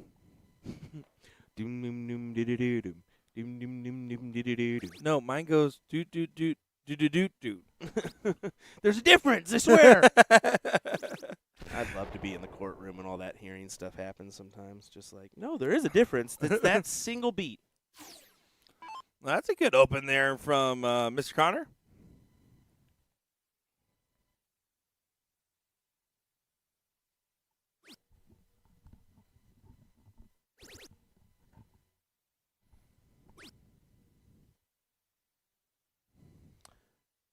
Only 81. This is an opportunity for Matt to put him in position to set this up. Ideally a 2 triple turn. I would agree with that. 2 trips right now would be great. One Take is still one. enough. Take one. Yeah, take one. Oh, he's but not you have returning to. it. You had to do it now or the next round. You need 2 triples now the next turn because that'll set you up for a potential out. Mosel saying Matt's practicer is very different than the way he shoots his actual. I'm actually curious. That's a good call out. Hold on. Oh, look, it look. is. It is. Oh, definitely. I didn't pick Well, up you on look that. at he stands completely still for those practices. It's the Wisconsin ghost throw, people. Yeah, Garrett does but the same thing, but look at this. oh, yeah. Let me analyze. 1, 2, like standard throw, right? And then he adds more to it. Yeah, but it's not even just the body movement. I mean, look, he was He bringing it goes to his down to- eyes. It's way and- lower. Yeah, he goes That's down a to his great chin call now. out. And that is hard. Going down all the way to your shoulder or chin Mhm. rather than your eye line is a little bit more difficult to control. Absolutely. We saw that with Savannah Vanderleest earlier this weekend. I think I always think of like Nikki Henshaw as well as someone that like really brings it down low to the chin area. Where you look at Garrett, his ghost throws, he pulls all the way down to his shoulder, but his actual throws, it's more in line with his. And that's more about loosening Side. up the arm than anything Yes. when he does the way that one's being done. You would have to think. Yeah, good call out. Yeah. Buzzsaw Bullseye, you get 5 honorary gold stars. Reach out to Nick for those gold stars. I said He'll send honorary. He'll send them to you in the mail. The sticker kind that you can put on, like, your achievements for like Uh-oh. middle school. Yeah, no, that's I have one of those for Elementary school. chores around the house. So it works, dude. That's a so single good. guy. That is freaking hilarious. Kudos to me. I Gold do. star. I give myself some wins Gold sometimes. star. I feel great, dude. I cleaned the refrigerator. Gold star. I didn't miss the toilet bowl. Nick. Sorry. Nick, stop. 157 need for Maddie here. Leave it to Nick to just You make started it awkward. Yeah, but you didn't have to go there, brother. I can't help it sometimes, but this would be a big check at the 157. Oh. Back to that 19, though. Should have went bull. Oh. And, I mean, it's singles. Do what you want, right? But, like, I feel like you try to leave. You need give to go yourself the 57 extra to leave dart. top. Yeah. Give yourself the extra Especially dart. in this format. Well, Garrett Double probably going to bull. use bull. Double bull. Yeah, 17 for tops now. What? Garrett, what are you doing? He wasn't Garrett, thinking. Garrett. What? Shenanigans. Punishment for Matty Ice coming in right now. The PPDA is going to be calling you, Garrett. That's what? There's the 17. Double 5 now needed for a big punishment here to make it 2-2 in a matchup where Garrett's really feeling like every leg should have been his. Yeah, I'm very confused. I mean, you could sucker your opponent into maybe an open out situation there. Like they did. Matty would attack the 20, like fat 20. This is something that if a Division II player ripped it, I'd be like, oh, okay, they're just going a little crazy. Garrett knows better, right? Yeah, But it does work out because Matt did not hit. And again, because Matt chose to stay up on the 20s rather than go down to the 19s there to give himself a better opportunity. Stick around, folks. We're definitely going to pull Garrett into this booth afterwards and see what his thought process was there. Because I'm not sure.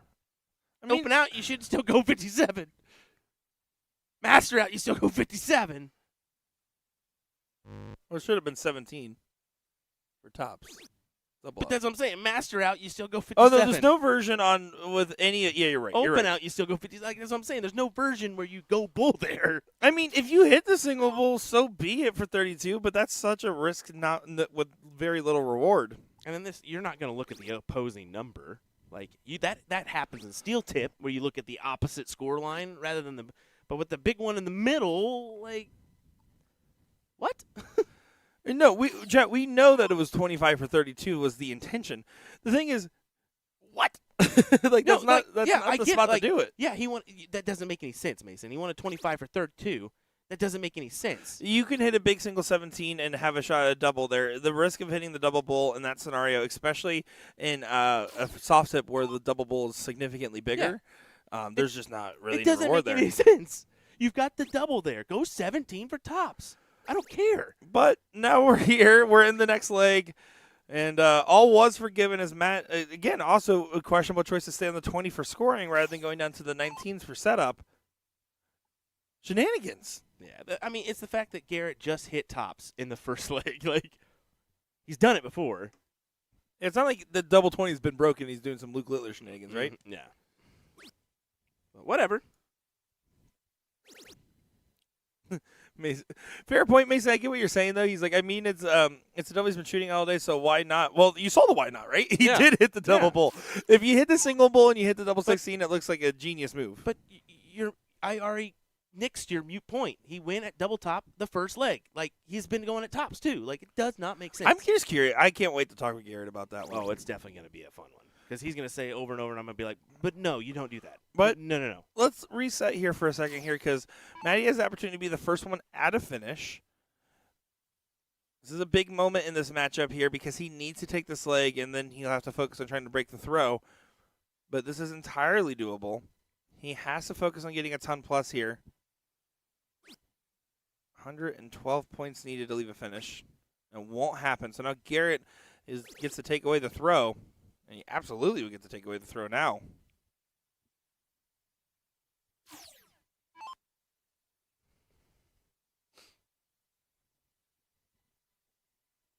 Again, a 2 double turn needed here. Or 2 triple turn, sorry. 2 double turn, that's funny. And now, he needed the 57. It still wouldn't have been ideal. But because Matt didn't score that many points in the last go, he needs a ton. Well, I mean, ton's the minimum. He needs more. Well, you could go a little bit less, but ton is essentially what you need. Effectively a ton, but he really needs more than that, and he won't get to a finish now. So Garrett gets the opportunity to hand it right back in what has been an oddly scrappy affair in this matchup.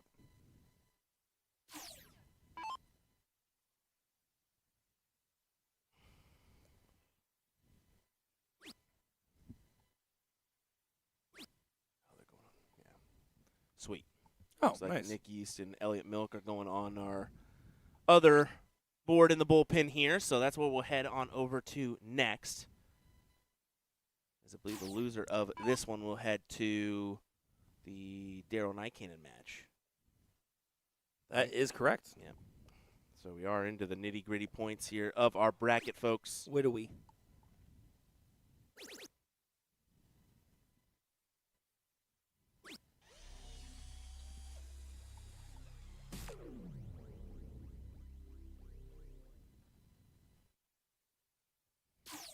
$144 here for Rakowski. Here's the first. Oops. Slipped out of his hand there a little bit, and then tries to go double-double.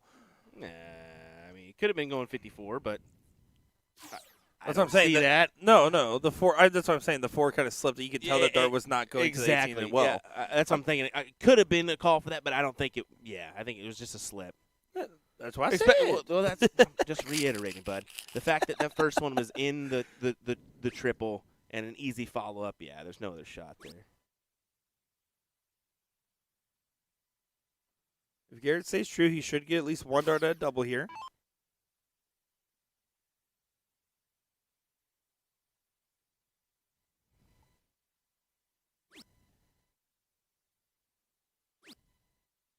Double 20. Doesn't go. Mismatched dart, and now Matty Ice gets an opportunity to make this 3-2. Take it. Take every opportunity you can, because you're probably not going to get another here. Tops for 3-2. Yeah, it needs to settle. That dart was close to the wire, but does pin it. You saw that nice deep breath he took before throwing that dart. Garrett's absolutely kicking himself right now. You can see he's all smiles on his face, but he is not happy with what he's doing right at this moment. Well, he still is going to get throw here, so.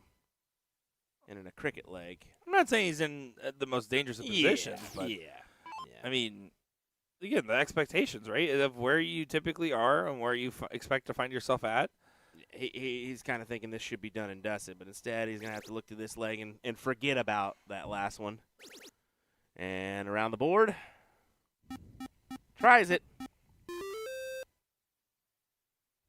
would love Matty to go up here, trip 19, trip 20, trip 18, hit the reverse.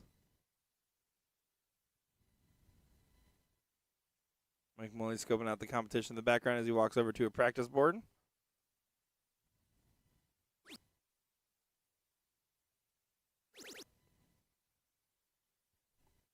Oh, chat, for sure he was going trip 20, trip 18, double 15. I just think that 18 just kind of was a little, like, slip of the finger is what I was trying to say. Oh, so you think he did make the transfer over? Yeah, oh, for sure he did. So that's what I'm there's saying. a disconnect. There's That's a what disconnect. So you weren't saying that. Yes, I was. You weren't listening. Well, you corrected me on a statement that I was doing opposite. No. Because I made a bid for him to stay on the trip 20. Why would you move? No, when that personally, dart was I there? think he should have stayed on the trip 20 as well. I'm just saying that he shot the 18 and the finger slipped. Yeah, I thought you just said his finger slipped on the trip 20. I was like, I don't know, buddy. That's a pretty big miss. Yeah, no. No, he definitely was intending that route. Which is, I hate, but whatever. Yeah, not my favorite way to do that. Double 15 is, I mean, it's starting to become a little bit more okay with the fact that Luke Littler just keeps leaving it and hitting it on his, like, double, on his, especially on the, like, 9 dart attempts, which is just outrageous, but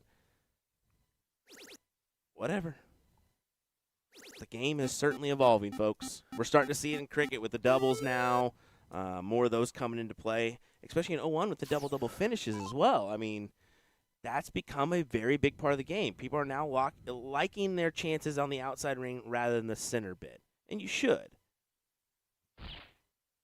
Well, Matty's come back from pretty improbable positions in this matchup, but this is not going to be one that's assailable, you'd have to think. Yarikowski needs 3 bulls and a single on any of those numbers except the 19s. There's 2. Stays on for the bull. Does get it. So this will be the world's best comeback of all time for Matty Ice. But honestly, he's thrown his hands up kind of like saying, oh, well, what can you do? But 3-2, and Matt's been real scrappy, but when it's come down to the winning moments, he's collected, and it's been a good battle for him, and he is still absolutely in this event. He'll be going on down to play Darrow Nycannon. It's going to be a tough battle, but it should be a good battle.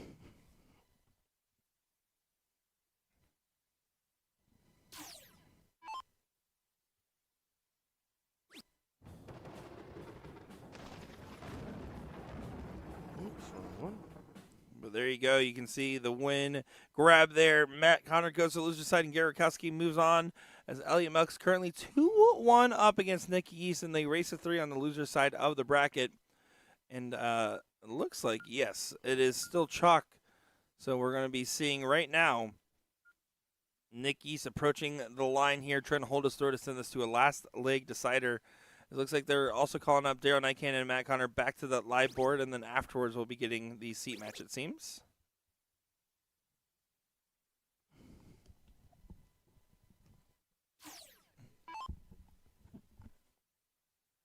Nick does get in.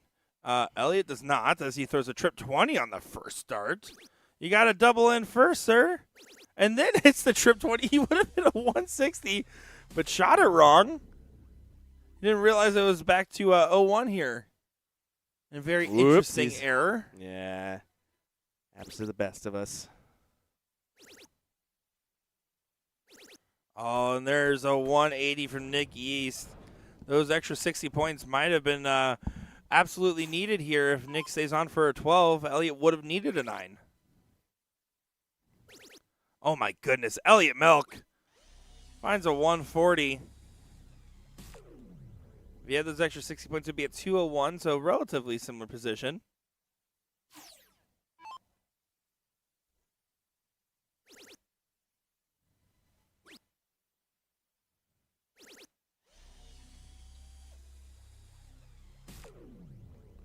Good 133 there from Nick East. Elliot Milk will have to take out this insurance policy on this turn real quick. He's going to need to make sure he leaves himself a finish. Finds another trip 20. Elliot's playing incredible in this leg despite throwing wrong at the beginning. And there leaves himself a bogey, though. I don't love that switch at all. Single 20 there would have left 161. So an error in the math. And speaking of errors in the math here, I'm joined by the one, the only Garrett Rakowski. Garrett, how you doing as this is now 2-2 in this matchup? How you doing? Yeah, I'm doing good, man. Doing good. We got some questions for you, man. I get it. So 57, 2 darts in hand. Yeah. Talk us through that process there. Your opponent's sitting on 33 or whatever it was. Yeah. Talk us through that. So what I do there? You went for a bull, you hit 50. And then you hit a single 3 to leave 4. Oh yeah, okay, yeah. Because I thought I was gonna hit 25, right? And then I hit the bull and left 7, right? But you hit the single bull, right? You just hit the single bull, and then the double. But if you hit a single came about. 17, you get a shot. But the single bull leaves you with 32. I know, I get it, but yeah. But what happens if you hit the double? What'd you take out leg number 1? Yeah, what'd you take out in leg number 1? It was double 20. Okay, let's just say this. How about that comeback there on that cricket leg where he hit the white horse? Yeah, dude, how about that fun. one too? Huh? That was fun. You were calling for it back there. I was. Yeah, I mean, he told me, he's like, I've never done this before, and I was telling him just relax, and it's tough playing an event like this where you have some big names, and obviously, he was struggling quite a bit, and I'm a player. I want him to do well. I want me to do well. Absolutely. But yeah, I let off the gas a little bit at times, right? I would do different things in different situations. But no, I honestly thought I was gonna hit the double bull for a start, and then when I missed it, I was like, oh, I put it in the perfect spot, so I was gonna set it on top, and then double bull. Here we go, 7. Yep. All right. Now, one more thing I got to ask you about in that matchup, man. So you're sitting there at 144. You drill that trip 20. It's beautiful. Yeah. Like, it's a pretty dart. Yeah. You're sitting at 84. The 13, I think I hit. After you slipped into the 4, but it was almost a 13. Yeah. It was. That was you a rough won a dart. double 15 at the end of that? Is that what? No. Just missed, man. It's okay. I'll allow it. But you were going to the 18, though. Like, that was like the goal. Yeah, obviously, yeah.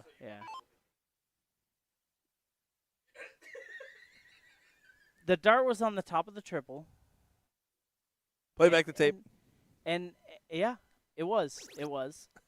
And I was having fun with that match. No, I was like, if we're being honest here, I was having fun with that match. Like, he came up to me, he's like, I've never played on stream before, and I drew him in a tournament a couple years ago, and it didn't work out as well as what we could have, right? Yeah, sure. And he's a good shot. He can play darts. So and then I'll ask this in another note here. You've been playing some up and down darts. You got the doubles win last night, but it clicked in that very last leg. There, you had moments where everything felt free and everything felt like it was way too expensive to buy. I mean, what would you give your rating of your own dart performance this weekend so far? Not good. Not good. Why is that the case? I definitely got more in the tank. I think a lot of it is we had the flood in the basement, right? So now, like, my entire setup is in our living room, which, Heather, bless your heart. But it's a game, right? It's a game, and we play, we have fun, and yeah, there's some people that take it a little more serious. But it's funny to hear, some of these guys come out, and everybody has their own, struggles we all deal with. Absolutely. Especially in this game. Traveling, like, I missed TOC this year. That killed me. But, my wife's birthday, that makes it up all the way. Well, yeah. And, there's always another tournament. There's always another opportunity. But there's only so much time you get with your family, right? Correct. So, no, it's always a pleasure. You're always one of our favorites. And last thing, what's the scoreline here that you're going to predict for you against Maloney in the seat? I'm 4-0 him. You're 4-0 him. All righty, folks. That's Garrett Rakowski, the Bullet, joining us here for a quick interview. As now here we are, Elliot Melk, trying to put away Nick East in this last leg decider. It's a pull door. Yeah, no. There you go. Nick East, he's throwing a 6, but so is Elliot, and Elliot has that going first advantage.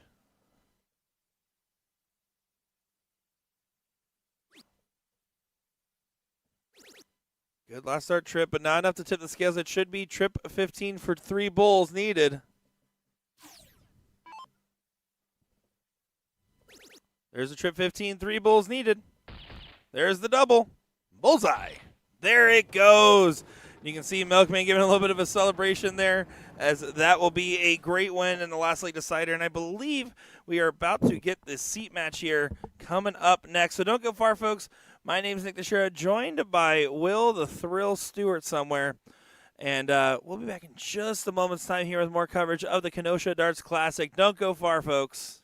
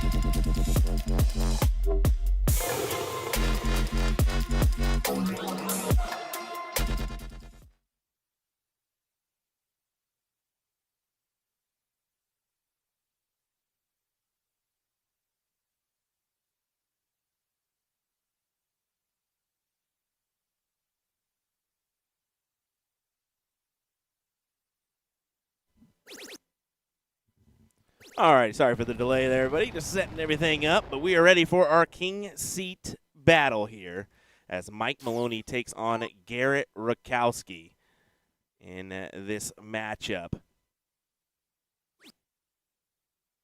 Garrett been playing really well today. You heard from him just a little bit there in that previous matchup.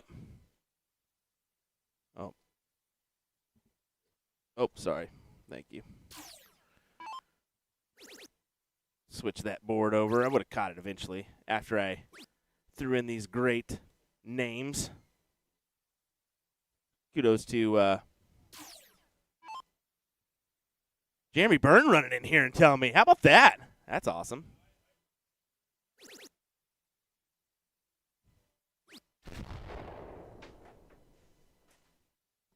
There we go.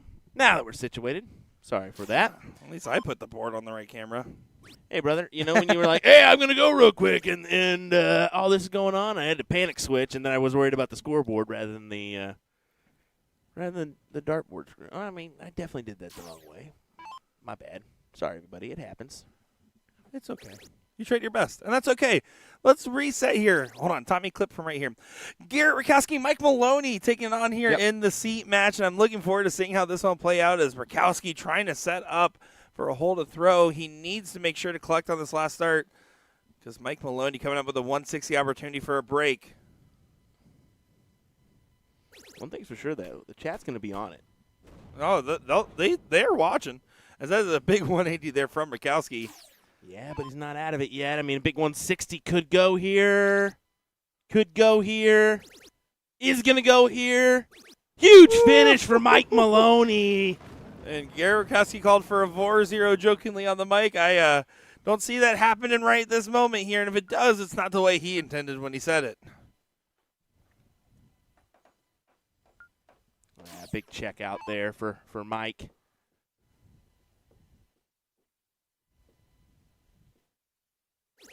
Man, this bracket is just moving and grooving here, man. I'm kind of crazy, but you are kind of crazy.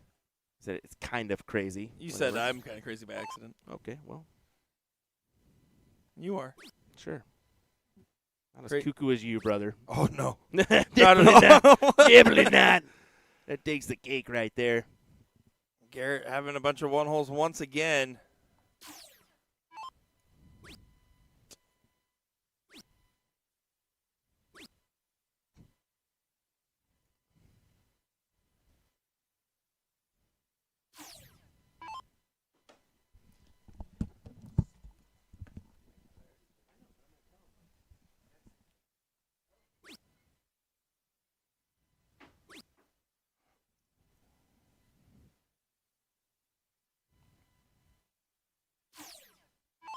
Garrett not going to be happy right now, not mounting up much of a defense, and Mike Maloney, while not having a particularly strong leg, is having a particularly good position so far.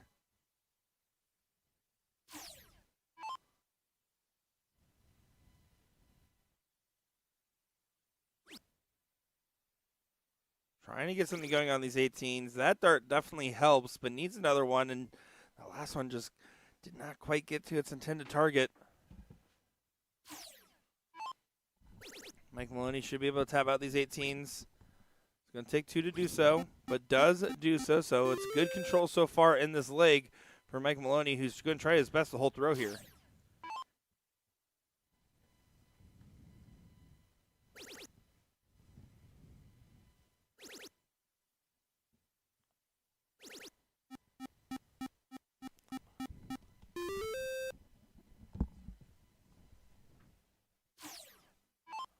And while Garrett's responding quite well, unfortunately, there's a lot more work to do in this leg, but here is your opening.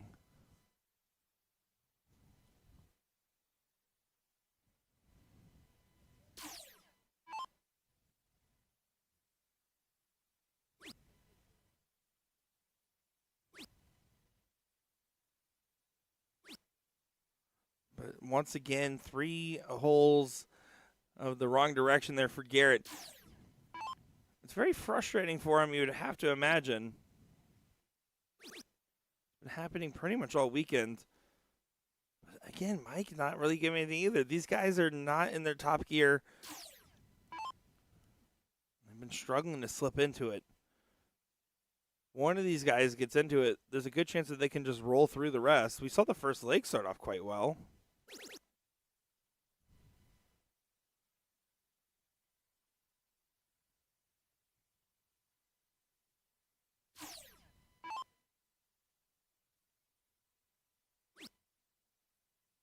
Mike's still frustrated, not finding that triple wire.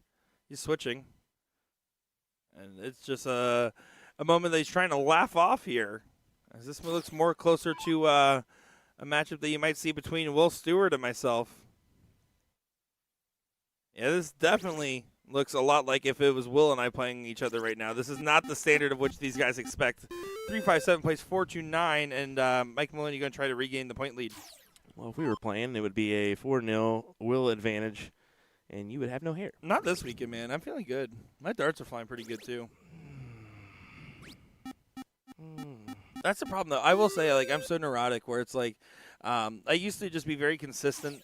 Like, this is what you would expect out of my dart game, and now it's like, oh, that guy should have gone pro, or that guy should never have touched a dart in his life, and there's no in between. Yeah. Well, that's how I felt like on Friday. I played well throughout, and then you get to the final, and, like, I just didn't have enough gas in the tank, brother. And that's why I feel like you may still get me today because I'm still recovering, I feel like, from a late Friday night. Already coming up with excuses for my win. I love it. Yep.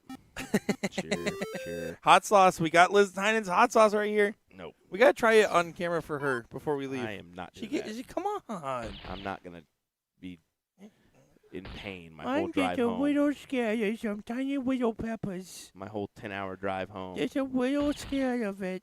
Well, look at that. Garrett did go ahead and have to reverse that. That is a double, so. And it does matter because if this last start's also a double, which it could be, stack it. Oh. Would have added I the point think, lead. and that's a difficult call because you want to make sure that you put that in, but I think if you would have stayed there and then worried about it after.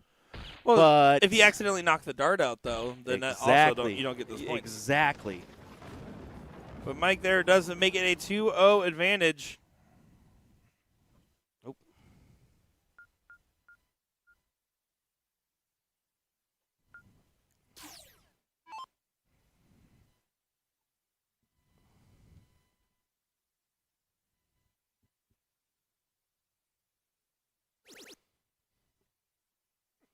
I feel like Garrett needs to produce here on this one.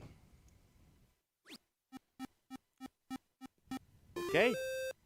What do you think about that?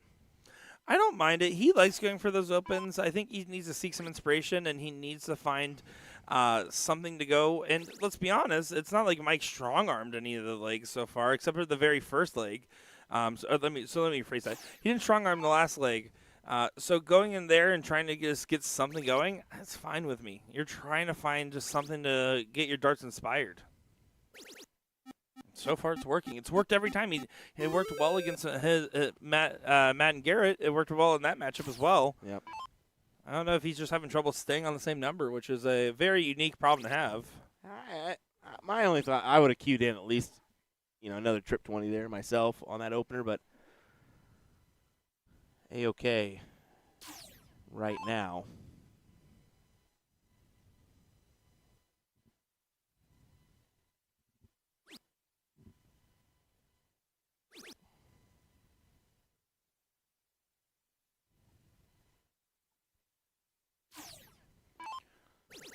Close the door shut on the 16, so Mike's only option 15's here, and you see that look away after dart 2.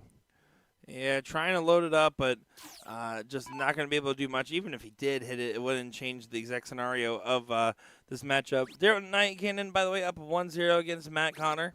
Winner of that match will get Elliot Melk.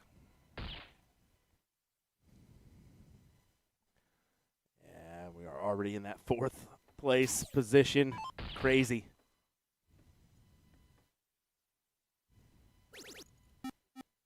Sunday. I mean, nobody mess around on Sunday. They want to get it done and dusted. And honestly, singles on Sunday is kind of genius because then kind of good play. Then you just get the leave. You're not waiting on anybody typically and stuff like that. That is a tough thing. You do singles in the morning, then you got doubles in the afternoon. You're like, I don't even really want to play doubles. I just want to get out of here. I'm sleepy. There's football on. I want to go. I want to eat some chili. Yeah. I could go for some chili right now. Cheeseburger chowder from Quick Trip was pretty tasty. We'll say that. The amount of Quick Trip meals we've shared together is something I could have never predicted in my life. Yeah, it's been nothing but Quick Trip this weekend. Can we finally get our sampler today? Hopefully. I'm almost scared to. My job will be food runner while you do all the hard shutdown stuff. There we go. Yeah. There we go. I think that'll work. It's going to be a throw in the box and go kind of. Well, probably not. And then to a trip to the Cheese Castle. We'll see. It's 6 minutes away. We're We'll going. see. I don't We'll care. We're see. going. We're going. Don't you change your mind. 10-hour drive ahead. Let's get on the road. It's 6 minutes away. It's not even out of the way. It's next to 6 the highway. minutes is an eternity when you got 10 hours ahead of you. It's only 6 minutes feeling like eternity because you're with me. That's why. You thinking that adds 5 minutes to my trip? Absolutely not. We're not doing that. But they got squeaky. Look at this from Garrett, though. He's put himself in prime position here where Mike is on the outside looking in. Even a 180 sets up a 173, so can't set yourself up.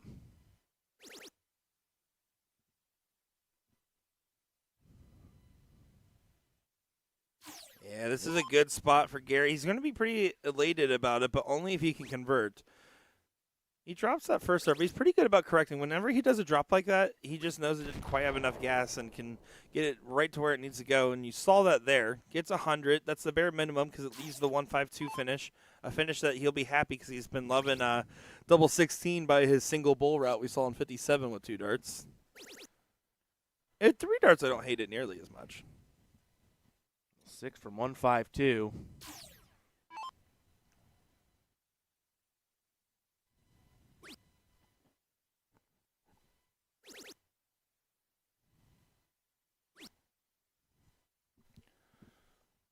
Didn't get as low as he would have anticipated, so Mike Maloney going to go ahead and try to nail in a big 140, leave 36.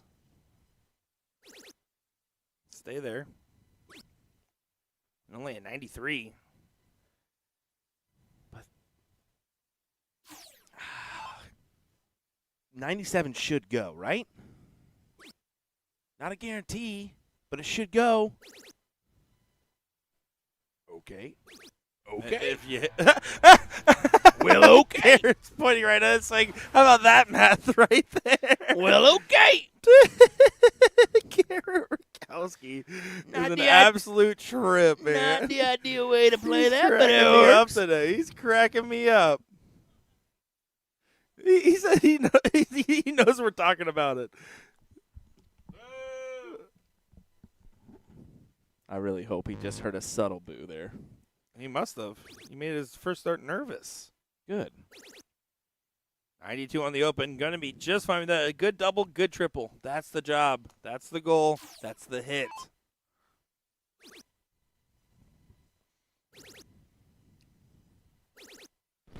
Well, that's even better. Finds 160. That'll do. So now Garrett's going to be pressured to keep up 2 trouble turns. Mike Maloney, of course, can take it out of 9 from here if the darts go his direction.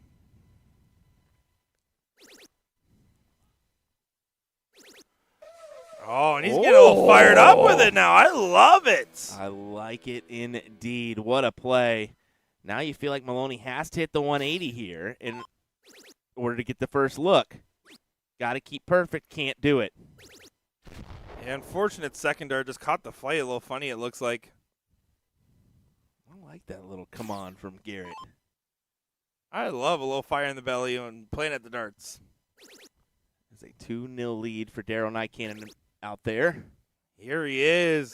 Garrett Rakowski, welcome back to the Kenosha Darts Classic. Big time hit. And you can see Maloney looking around there. I think something fell. I heard like a falling noise. Yeah, I'm trying to keep an eye on the other camera, see what that is, but it's not going to matter. 52 needed for Garrett here to take the win. There's the 20. Double 16 now to get to the 3-2.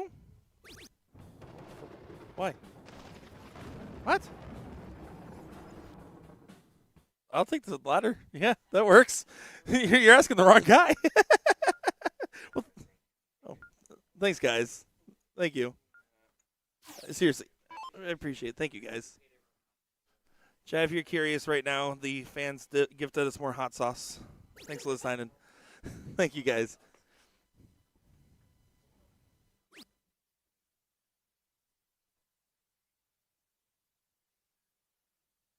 Yeah, Garrett up 3-2.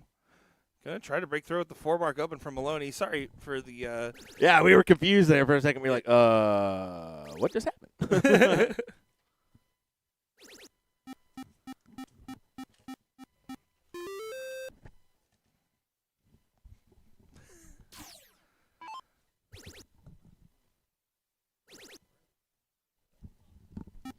Will, I'm not watching your dogs. You know what? Fine. Yeah. I bought all your food this week. That's Whatever. not true. Okay, one time. But Quick Trip last night, though, so thank you. Yes.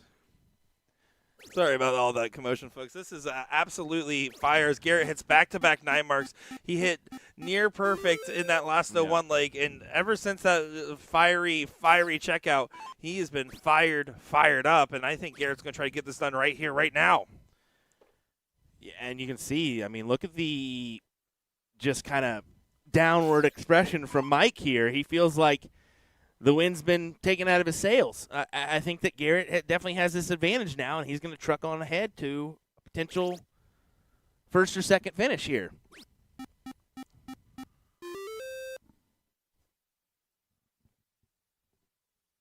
Yeah, this is really good stuff from Rakowski. Mike's still not able to find that gear. It's been another strugglesome day. His struggle is still better than most people on the average basis, but right now, Garrett coming together at the right time. We talked about this. If one of these guys snaps into it, they might dog walk the other, and that's kind of what's happening at this point.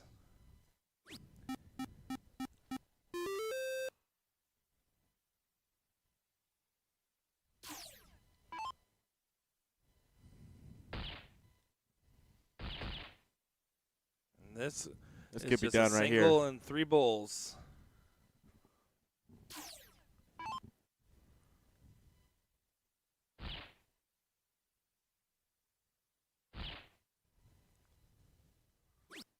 That's fine. Yeah, totally fine.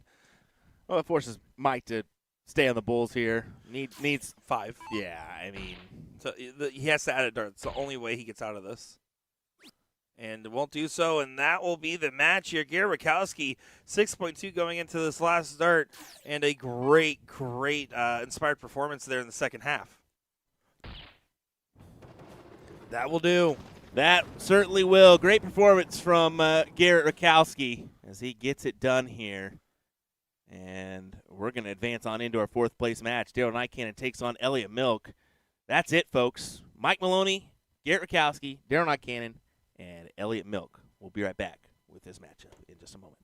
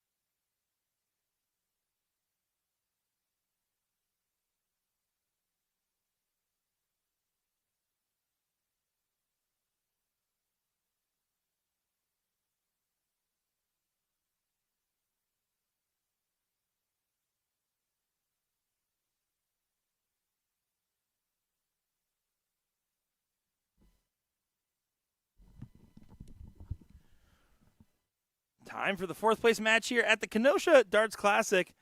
I'm looking forward to seeing how this one will play out because we got the Milkman up. And what should be a pretty good one, taking on Daryl Nycandon, who hit a 9-darter yesterday. Would love to see one on the stream here, Daryl.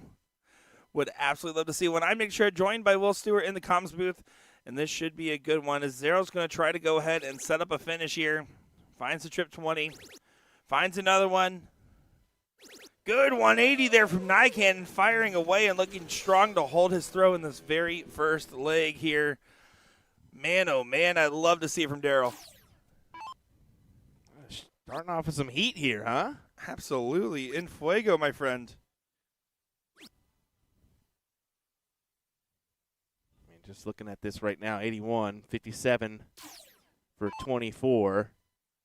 Potential 11-dart leg here from Daryl. Rocking the rainbow jersey. Hello. Good stuff there. That's a great performance from Nycandon, huh? Quality. Quality, brother. Especially in this shorter format. Best of 5 legs here on our loser side. Keep that in mind.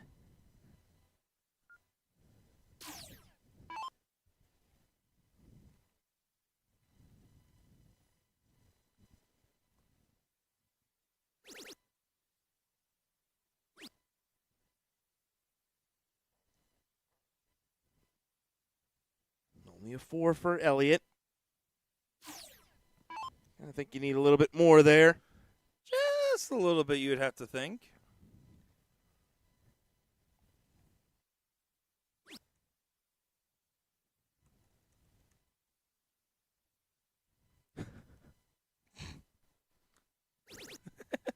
Don't mind me.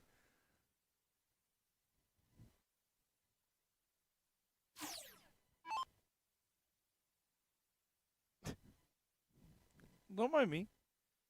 I will, because I could do it for you if you want me to. That's okay. I'll remove you from USA Darts, too. No. Oh, sorry. No. Sorry. Don't do it. Kick you to the curb. I have so much to live for. I mean, just 3 fats for Elliott on his last round, and will Daryl just answer with 3 fats? No, he will not. He'll make it a 5 mark. But a scrappy affair so far here in the early stages of this cricket leg.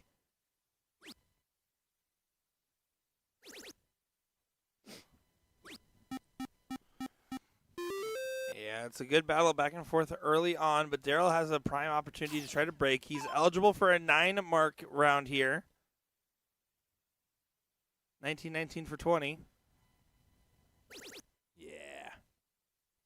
See if he even takes the look. He will not get a chance to.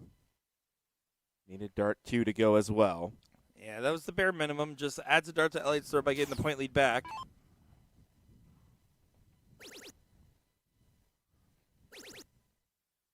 Downstairs? No, he does stay. Didn't even take a Gander. glimpse at the 19 there, did he? I was trying to guess if you were going to say gander. Nah, I was wrong. you were wrong.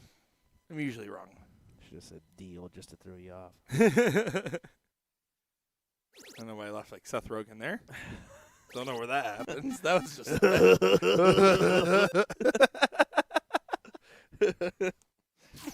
Oh, man. It's always fun sitting in the booth with you, Squilly. Not as fun for me, but I get. Just kidding. Just kidding.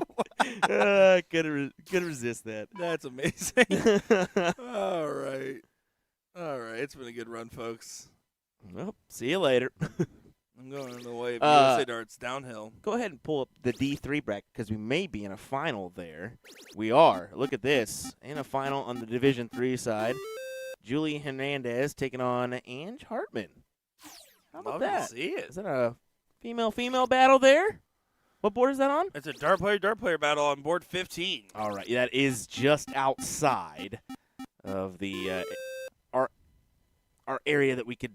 They're on the outside of that curtain, just behind these dartboards behind these guys. So couldn't take a glimpse at that one if we tried. A gander. Stop it. Look at that deal over there. Ow! Ow! Why did I get hit?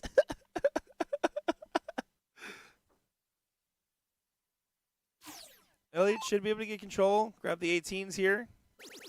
Does do so. Back to 17s. And now over to the 15s or 16s. Stays there. Wants to add a little extra insurance on the policy.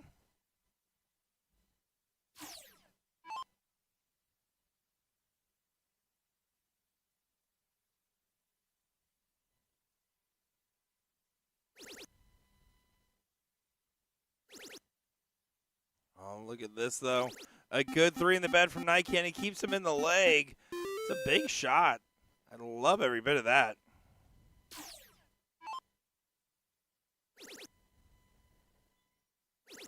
Oh, and answer right back. 9 mark follows 9 mark. Not quite. It's 9 follows 7. But Nycan's now going to have to bet the 16s again because of that shot. I had to go check. Yeah, all female final. I love that. That is, I mean, anytime you see that in a division-based play, just check it and say, look, this is working. That's why we do this, right? Absolutely. That's the whole point. Yeah, because I mean, women can compete alongside the men. Absolutely. Division-based play, I like that we have that. But I also like options, such as what BullShooter's doing now with the women's league, as well as the option to play in a leveled.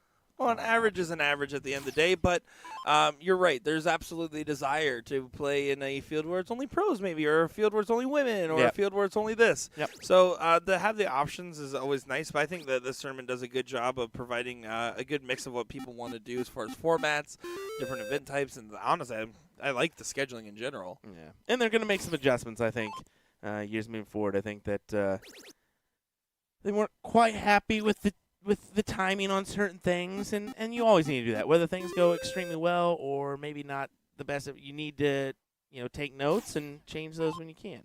Don't play the Lonely Island Boys out there. I didn't play nothing.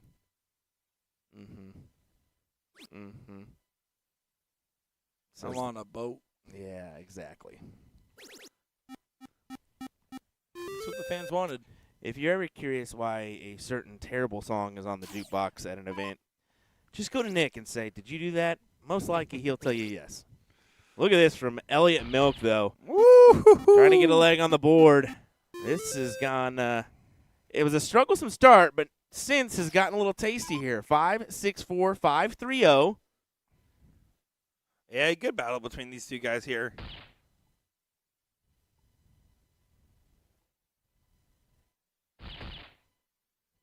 And Daryl's still going to try to fight back on the Bulls, but knows that this leg's going the other direction, but it's just a hole to throw. In this format, you're going to favor Daryl because he has the throw and because he won his first leg.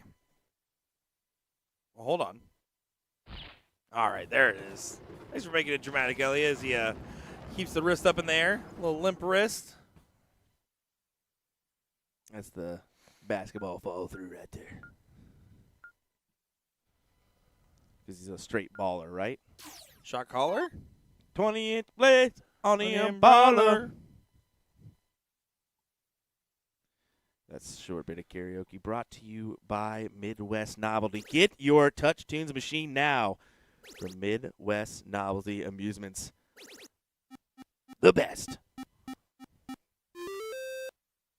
Big 9 for Daryl.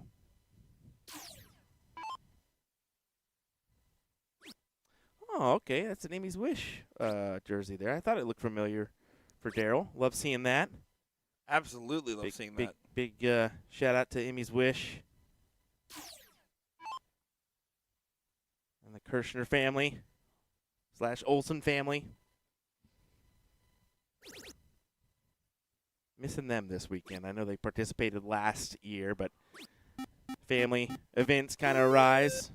So, yeah, that's sometimes just the way things crumble, and these scenarios where you got so much going on and you got to focus on what's important. And I had a great conversation with Gary talking about how he wishes he was playing more, and I told him, like, the thing is that you only get so much time with your family. There's always an opportunity to throw some darts. And he said that it was very true in his case, and he's happy to be spending the time with the family.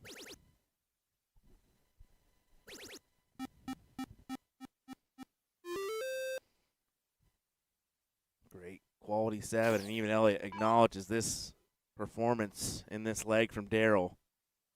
Darrell looking to go 2-1 ahead, one leg away from a third-place battle with Mick Maloney.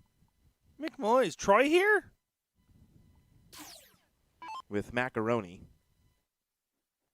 Did I ever tell you about that, by the way? No. I said Mike Maloney, and my son heard it and said, Macaroni? Macaroni. Yeah, that's exactly it, bud. I could go for some mac and cheese right now. That sounds pretty good. That was a very much one-way traffic leg there for Darrell Nycan to get that win, huh?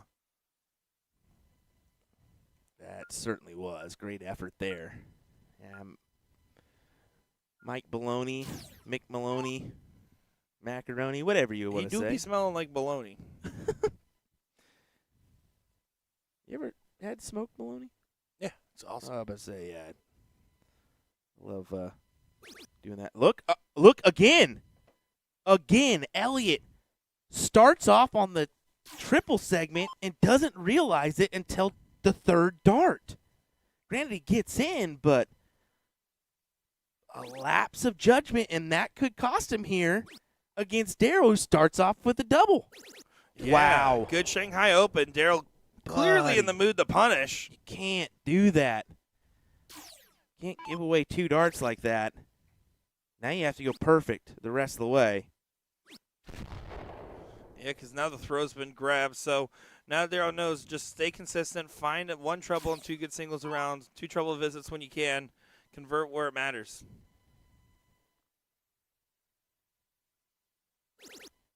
Good find on the first. Oh, can he get one more in the 20, though? He can. Good 123. Nycan looking to play a little spoiler here in Elliott Milk's dreams. It all goes back to the mental error at the very beginning here.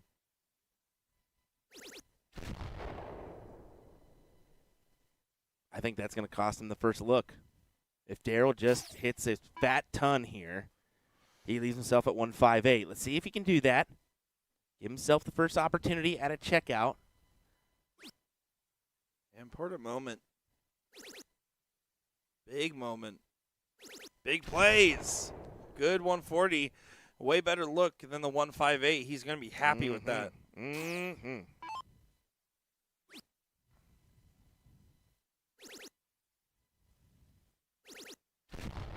Well, Elliott does set up well with a 140 of his own. He's now asking for a favor.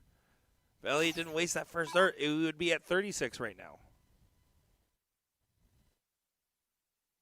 Elliott's cheering.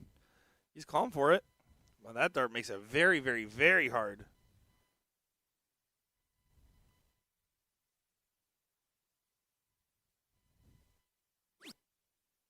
And won't be able to get a shot here. Does go ahead and leave it at 99. Just trying to get to a double, it seems. Would have probably preferred 54-24. Yeah. Will it matter? Milk now with this look at 96. Had to hit the trip 19 there. It does not. Elliott Milk against the wall here. Darrell needs a double 9 to advance into that third place battle with Mike Maloney as he looks on. And winner, winner, chicken dinner. Darrell Nycan pulling out the goods here. Yeah, besting Elliott there. You can see giving some love. But, yeah, Darrell will move on to play Mike just as he teed it up here. And that won't take very long to get to the dartboard, will it? No, it will not. They're going to probably be pretty quick at this. So, once again, a big thanks to our sponsors here, Midwest Novelty, the Bullseye, Kenosha, Wisconsin. We've got Booyah Darts, Maximum Precision Designs, and Anticipation Sports Bar. Big shout-out to them. Yeah, a big shout-out to Midwest Novelty, Bullseye, BooyahDarts.com, Maximum Precision Designs, and Anticipation Sports Bar. Big shout-out to them. Thanks for the... They got twice the shout-out. That was There a we good go. deal for them. All right. Folks, we'll be right back with that third-place battle here in our division number 1.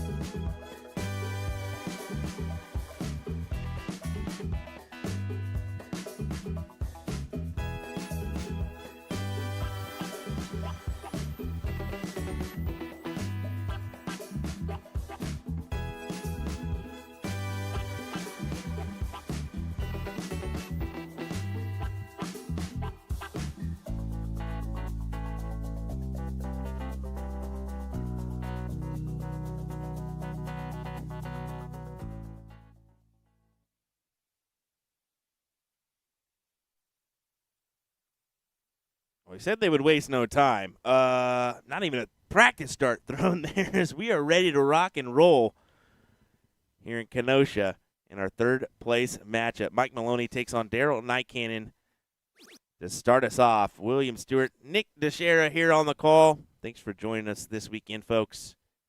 Here we go. Yeah, I'm looking forward to seeing how this one will play out. Daryl showed a lot of the right promising stuff in that last matchup there against Elliott. And Mike did not show a lot of the promising stuff that we normally see out of him in that match against Garrett. So this is about to be very, very interesting, you'd have to think. Yeah, a little bit of a rocky road so far for Mike. Moments of greatness, moments of troublesome darts, that's for sure. Certainly the case. And no troubles there for Mike Maloney, just 59 points on the turn.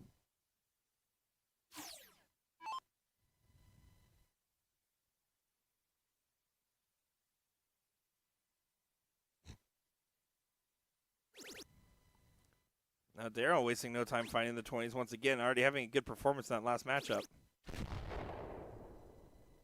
Yeah, leaves himself at 261. Advantage for Daryl here.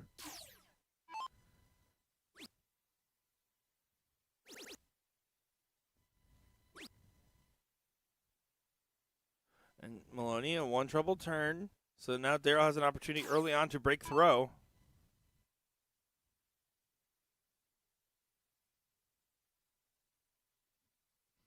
It's confusing, right?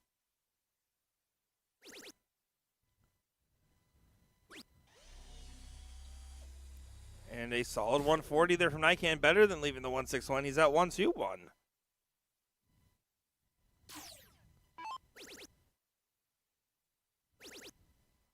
Mike Maloney going to make sure he gets to a finish.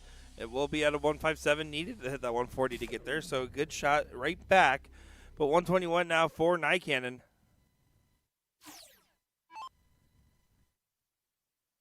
Can this go? Good start. Should be a 14.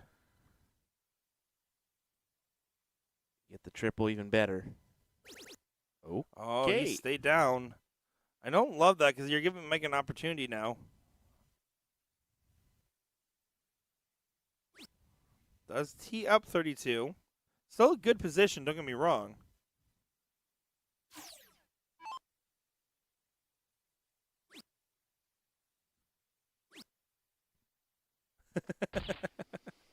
Well, there, Mike Maloney not going to be able to take it. Try to pull that back up.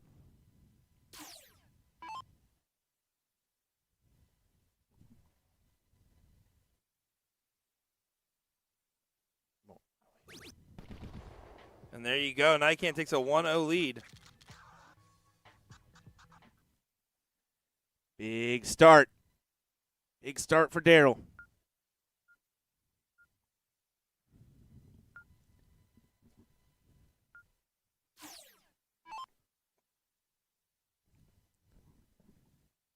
And now Daryl will have the throw in this next leg of cricket. Will he be able to maintain and control his throw is always going to be the question.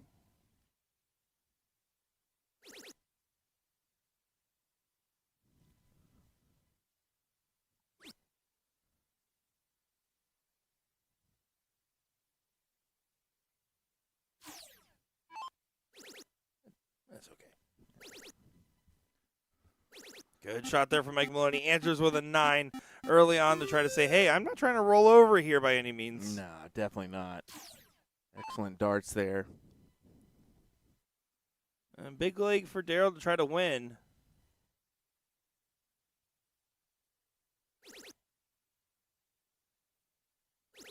Oh, look at this. Answer right back. He does. Finds a 9 of his own. How about that from Daryl?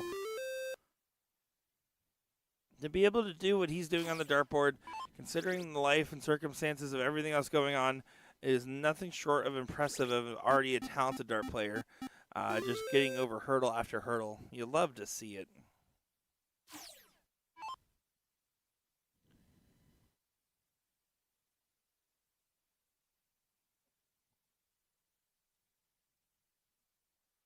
Has to find the 18 again, and this time finding more trips, but this time in the 4 segment.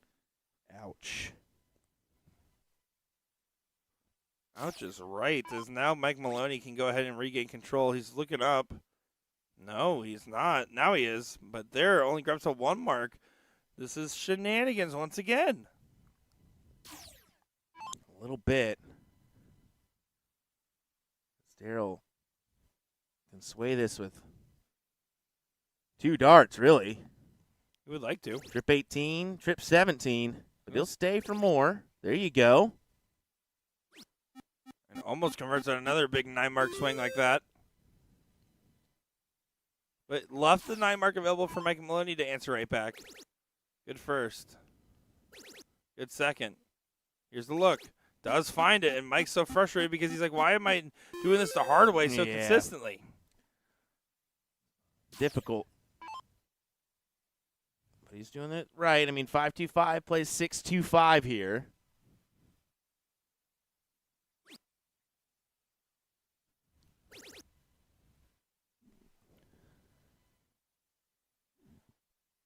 And just a 4 on the 16s is not enough to tip the scale, so Mike should be able to clean up the corner pockets here. There's a 17. Another 17. He's playing this a little safe. I love that. I love that for him. Now he's at a 6.8, and this is the more of the Mike Maloney we expect to see on a fairly regular basis. I would say so. 6.8. That'll do. That'll do just fine.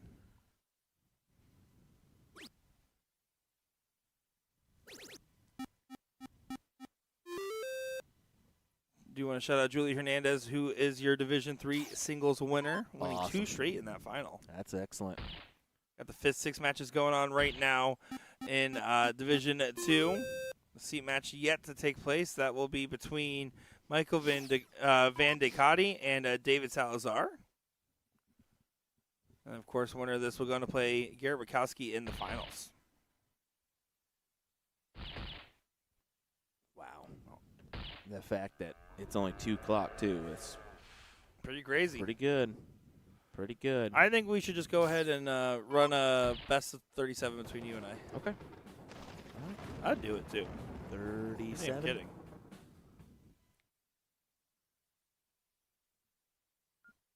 One. Best of 37 was that 1st to 19? Yeah. What, 18? Well, 18 is 36, so if it's best of 37, yeah, Yeah, 19. it'd be 19. Yeah, I'll do that. That's just a weird. You never see best of 37. It usually would be like 31. Well, we could be the first to Yeah, do I it. mean, Do you wanna That's try why it? that threw me off. It was a math question. It was a sneaky math question. Mike breaks the throw in cricket. Can he try to hold his throw here? The question really just becomes who's going to get the advantage, right?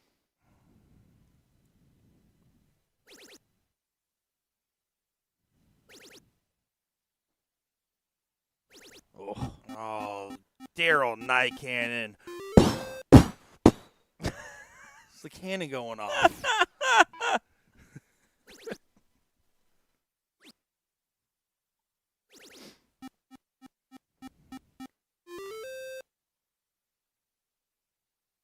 Don Spear in the chat saying, I played Daryl deep into the cricket singles event at Chicago BullShooter, and he was absolute fire. Oh, he's a real deal player, man. He's a real deal player. But now going to be stuck. Only a 2 mark on the 19. Despite having the excellent shot, he's given opportunity now to Mike Maloney to do an excellent shot.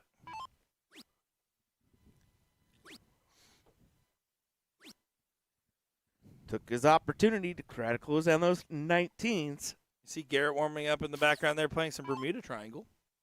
Got to make sure his trip 12s are ready. I'm about to say, that's kind of a interesting one, isn't it? I mean, I think it's one of my favorite like practice party for fun games, just because of the half score element. I haven't dabbled as much into the practice games as I should. I mean, the hammer cricket, the wild cricket was pretty fun. I'll say that. I enjoyed playing with Jimmy Jones and Alex Spellman at EDC finals in some Bermuda Triangles, us 3 playing. And so Alex one time had to throw with his eyes closed. On the double in round, I doubled in on the bull. Like, we were just messing around with all the different stuff in the game. It's really fun to play with your friends.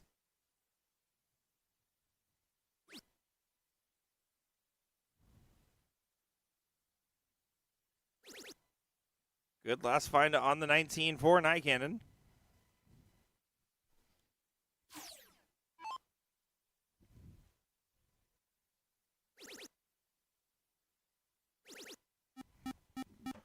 And a good recovery from Maloney on the 18s. You see, I mean, Daryl's fighting a good fight here. It's 5-5 to 5-0, but you almost need to have that 6 fighting the 5 here against throw.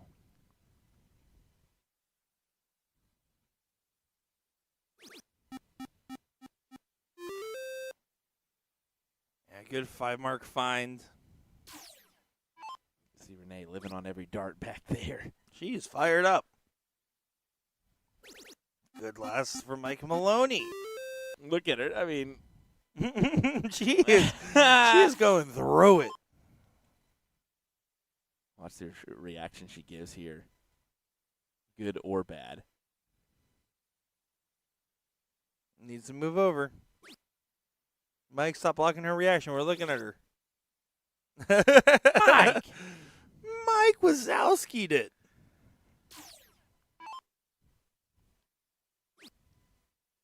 Looking for a trip. Gonna have to stay for all 3. Once again, a last start trip. And once again, you can see him frustrated because he's thinking, why can't all 3 do that?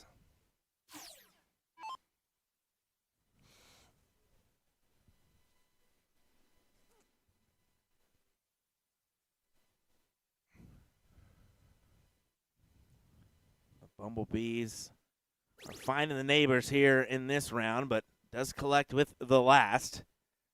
I have a strange feeling, though, that that's just simply not going to do here. Maloney needs a triple. Will not. You can visibly see how frustrated he is. We audibly heard it through the walls. Yeah, we did.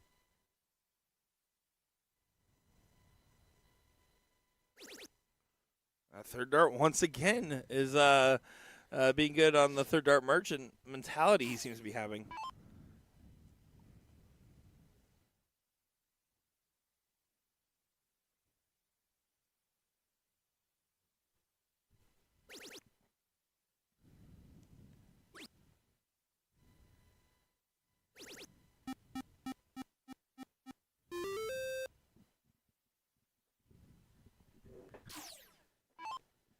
Mike now pushed to the corner pockets.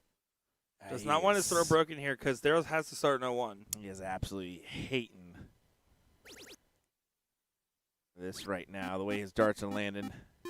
It's written all over his face, right? Absolutely. Daryl now can clean up the corner pockets to have advantage going into the Bulls. This will be a big break a throw right back. You got to waste 1 at the 19, surely.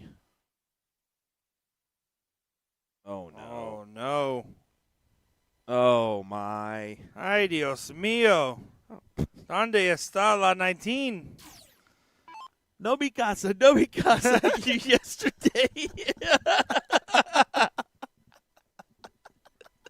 Oh, my gosh. When you guys ask if I'm this dumb all the time, the answer is always yes. That's too funny.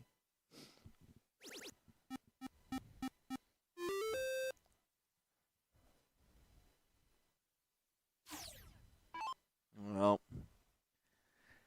could have been Daryl's leg. Still can be a 9 mark. I don't know. It's Still can be a 9 mark. Oh, thought it was going to happen for a second. he collects on a good 6. It keeps it interesting. It forces Mike Maloney to actually lock in and execute this turn the way that he's supposed to. Needs to.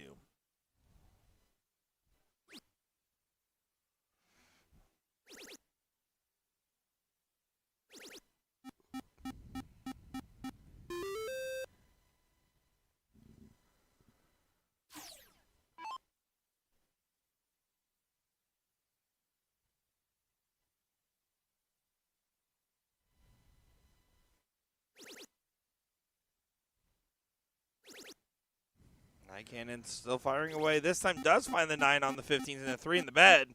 It's a good shot here because it means that Maloney has to find a trip before shooting, so he should really only get 1 dart at the 15, you would think.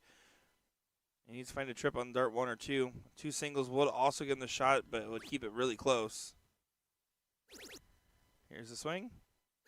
Oh. There's the take. Good shot there indeed. Big 7 found.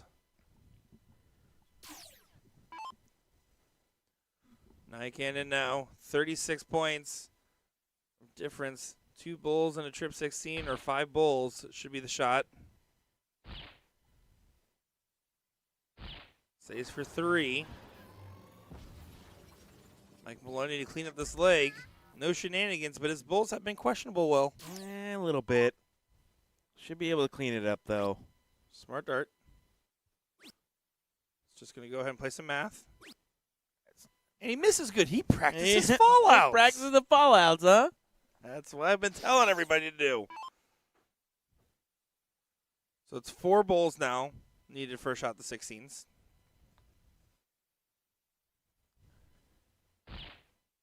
Not going to get a dart at the 16s. Can you get a double bull to add a dart? He can. Good shot there from Nycannon. Excellent. See everyone starting to watch in the background. Blake and Garrett back there and everyone else. They know that this is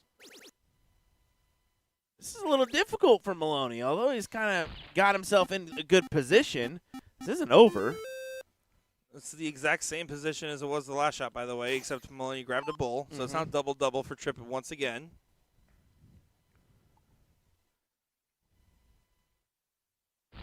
Gets the first. Another one of those. Oh. Needs to stay true. And does do so. Keeps adding a dart to Maloney's throw. And usually that second dart may be a blocker for some, but Darryl just hammers in another. 20-point differential. Maloney needs to grab it with the first, and he does. He will take a shot at the leg. Oh, no! Uh-oh. Uh-oh. And you can see everyone kind of looking away there for a second because they think that this is going to be going Darryl's direction now. Well, I mean, it needs 2 bulls here. Gets a double first. This is done. Needs Surely. to drill it. No! Doesn't go. And you can see Renee hands to the face. Even Garrett turned around thinking that was the leg. 32 for 1 bull. There's a single. My goodness. I can't believe it. He misses the big number. He needed just a single there, and he doesn't find it.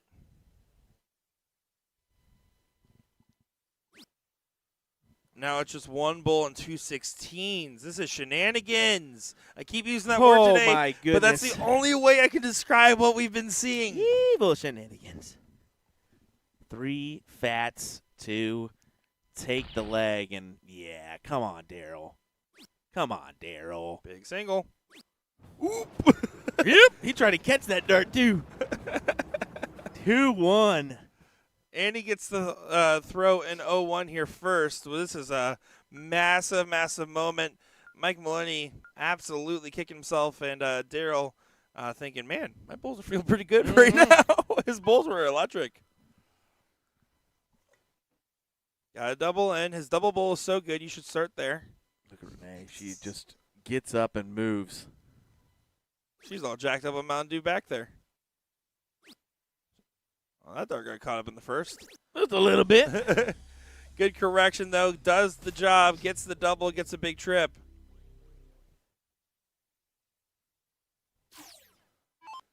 Cassie Carey, you're right. Sunday, Sunday, Sunday. Welcome to the KDC Classic. Such amazing, amazing talents like Mankind. Do a Mankind. You know, I've been here for a long time. I can't even. And other great talents like Macho Man Randy Savage. Yeah, 180. And another 180. That's a terrible Macho Man. I can't even do a good Macho Man these days. Can you try? Cup of coffee in the big time. Yeah, cup It's actually of coffee. really good. I hate Well, this might be all but over now for Mike Maloney. He thinks it is. Yeah, it's written all over his face that he is not loving his darts at the moment. Well, why would you? I mean, Darryl, 105 needed to set up the 170. Needs at least 1 triple 20 to get that look at the bull, but will he take it? Will he take it? He doesn't need to. Doesn't need to, so he doesn't. Yeah, Yeah. but I still would set myself up there, but he does with another trip 20. Well, when a match with a 170 is always cool, so you should do it in that That's regard. what I was thinking of. Come on, buddy. Give me the 170. One more time. Come on, give me the 170. 135 here. Also doesn't need to start the bull here if he doesn't want to.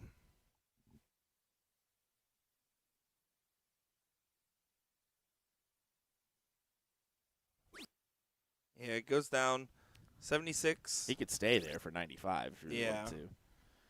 But that works as well. Sets up tops for the win. And a match with Garrett Rakowski. Wow. Daryl Nycannon, everybody. Yeah, absolutely good performance from Darryl. Very solid darts, and Mike just not in his normal gear. And it's been kind of the case for him this weekend, man. He's going to feel frustrated. He knows what he can do. He's done some great stuff on the dartboard, but just hasn't come together here. And Darryl to move on to the finals against Garrett Rakowski.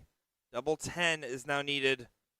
And found. Daryl Nycannon moves on one more time this weekend. Great stuff, Daryl.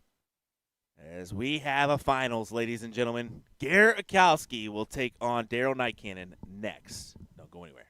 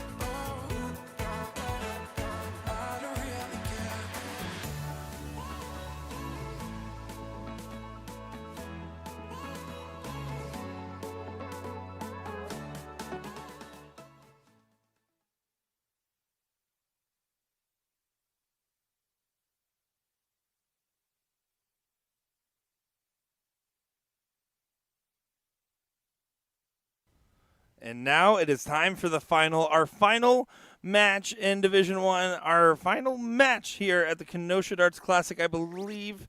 We'll maybe. see. We may do a but couple D1s or D2s. Our final match here in Division 1, I'm looking forward to seeing it. Garrett Rakowski taking on Daryl Nycannon, and what should be a great showing here. Daryl showing some real heart on the dartboard and getting some good results. And, of course, Garrett getting real inspired in that seat match there and getting things rolling after a very slow start by his standard. Yeah. And Daryl played well.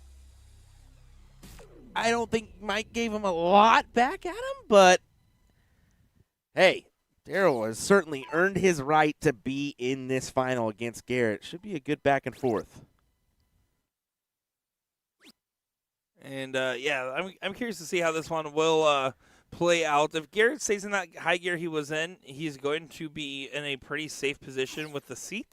That being said, Daryl has shown all the right ingredients. There hasn't been a lot of weak points in his game, and he's done a good job of his timing as well.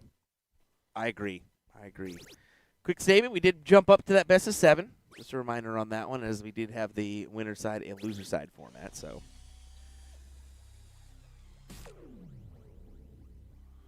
you can see Daryl so far setting up a break as Garrett here is going to have to try to hit a 180 to leave 174 and hope that 256 doesn't go out in 6. Here's the 180 to leave 174. Thanks, Garrett. Appreciate that. That's a big shot there. Huge 180. Now, it's not as valuable because he's at 174 rather than an inside checkout range, but so got to hit the points one way or another. Exactly. So if Daryl can just hit a ton 40 would be great. Not going to happen now. Not going to leave a finish now. Exactly. He needed to leave a finish there. Get the first look. Maximize the opportunities to get the win here, because you do need to pull off that first dip in order to get this title.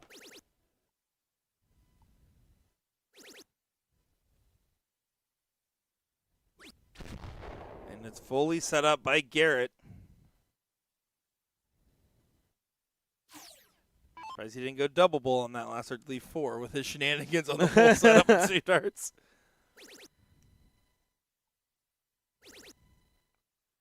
Daryl's going to bring it all the way down as well, and just shy of it with that last dart. It was a good look. But Garrett should have the ability to hold his throw here. 3 darts at a double. Double 20 to get things going. Drags it well low. Yeah. And barely sneaks in. You can see his reaction. He thought that might have been a bust, but does get it there for leg number 1 at this Kenosha Darts Classic Division 1 singles final. What a great weekend we've been having out here, man. It has been. I mean, I really wish it was a Halloween party weekend, but beggars can't be choosers here. It's a great tournament. We all know that normally we just come for the darts. A little couple additives are always nice. I think the location here is great, though. I mean, you've got a lot of options when it comes to hotels that are, like, I'm not joking you, walking distance to the venue. Like, you can just hop in bed and walk, like, 100 yards to the venue, a couple football fields away. Also, the option of, a Quick Trip's literally right next door. A couple food options as well that are not bad. I think, I was talking about this with somebody out there because, like, you guys are always on the road. And we're like, yeah. And I tell people, they're like, oh, so, like, what's your favorite thing to do here, there? And I was like, listen, here's the things I care about when I travel on the road. 1, can I check into my hotel on time? 2, does it have a fridge and or a microwave? 3, where's the nearest late-night convenience? That way I can get something to eat when I don't have time to do anything else. And 4, is there Uber Eats or DoorDash in the area? That is it. Everything else, and 5, walkability. Because usually by the time we're done with an evening, it's midnight, sometimes later than that. You try to order your food in advance, and it shows up the wrong time. You order it too late, and then all of a sudden they don't show up at all. So it's a difficult task, but we make it work. We have hard jobs of talking about cool things all the time and seeing all these people and going to all these cool places. It's really hard being us. Okay, bud. Okay, bud. No, back to the match here. It's a good battle between Daryl and Garrett. Daryl needs to take advantage of his going first position here. Yeah, I agree with you there. Needs to make the best of it. Attacks the 19s. That's a little tricky. A little tricky of a time to do that, Daryl. I think you should have stayed on the 20s for a little bit more. Get tricky. And this is why, Daryl. Well, maybe not. Just kidding. There it is. Yeah. That first start triple allowed him the chance to take 2 chances at that 20, and that's why you saw him just say, okay, I'm not going to go back. I'm going to go ahead and try to make the best of it. Now Daryl has to open up the 18s. Anybody here watching Daryl play, again, especially being aware of his struggles with cancer, there is a benefit December 20th. It has been announced that'll be at the Ojibwa Golf Course and Bowl in Chippewa Falls. That's OJIBWA, so Ojibwa is how I would pronounce that. They've got some Wisconsin definitely has some names here. So that'll be December 20th. I believe that's an 11 a.m. sign up, 1 p.m. start time. Big blind draw with a lot of raffles, a lot of giveaways. It's definitely, if you're able to attend, highly recommend it. Especially because Daryl clearly being a class act of a person, and it'd be nice to support him if you can. Ojibwa. Oh, of course, naturally, as that's a white horse there from Daryl. Great white horse. Oh, now it's Ojibwe, so I'm getting 2 different pronunciations. Yeah. I don't think Dylan gave you a good one. No, I think the autocorrect probably changed Wataway, is my guess. Yeah, that could be a good. I could see that could be a good judgment call there. Yep. Oh, there you go. Yep. Ojibwa. Yeah. Look at me. We can pronounce all this stuff. Blah blah blah. No, I'm just kidding. Thank you, chat. Because let's be honest, I read that and I had no idea what it was going to sound like when I said it. Daryl's done a great job of flipping this back on its head, and should be 1-1 here in this matchup. And I'm seeing Ojibwe again. Chat, get it together. Now I'm seeing Wah again. Wait, it's looking promising for 1-1 here. Daryl needs a single bull and some points to do that. You're made it a little bit more difficult, though, with the point spread. Yeah, no, you have to get the point lead first. Well. Yeah, and now won't be able to. So guaranteed to get a look here. Trip 18, trip 15. Close the 16s, whether it be a double or a triple. This is doable. That's what Garrett's thinking right now. You start 18s. This would be huge. What? What? 55-point difference here means that a 4 mark now needs to get hit on the 18s, but a 4 mark on the 18s and a single bull is absolutely within Daryl's range. I think that might have been your only game shot in this leg, and you didn't even take 1 dart for it. Yeah, I don't even think I would have looked at the bull there first start, but it won't matter. He's going to get away with it here and get another look. But now your shot's a double bull trip, which is debatably harder. Exactly. Interesting stuff here, folks. What do you think about that? All I think is the chat doesn't even know how they want to pronounce it, because now Dylan's saying it's actually Ojibwe. I've been pronouncing it wrong for years, and I throw a league there. So chat's all over the place. I can't trust any of you guys. No. Ojibwa. That went with my original. Half those people aren't even from Wisconsin. Little do you know. Yeah, North people.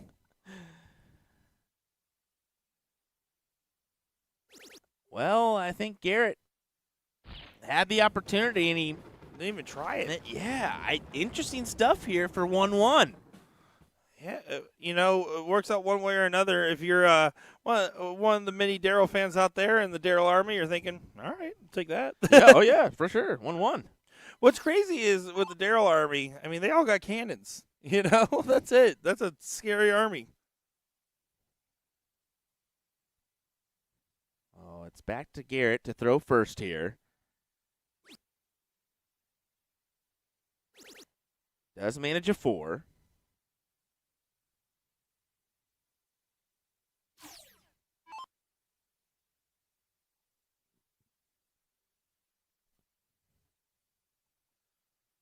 What will Daryl do on these 19s? Finds it, but that dart's leaning a little bit. Now there shouldn't be much visibility. Yeah, finds a 5.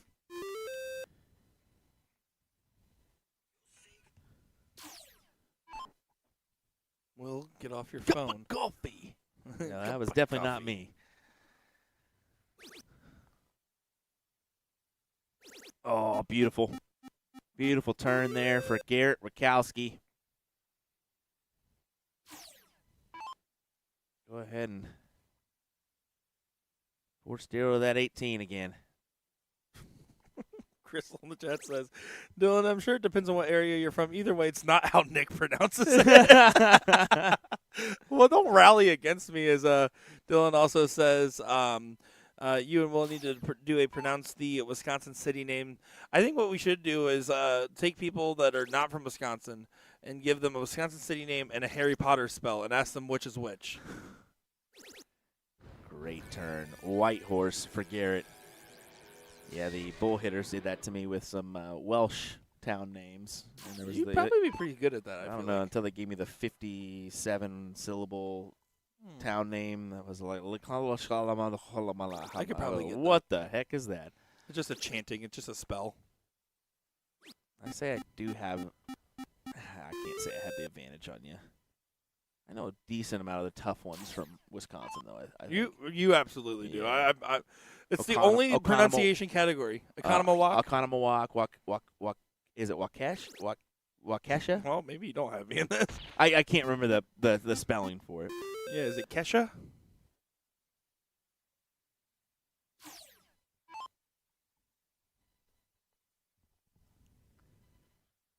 Well, Garrett's done a good job of controlling this one. I don't expect too much shenanigans at the tail end here. Should be a 2-1 advantage for Rakowski incoming.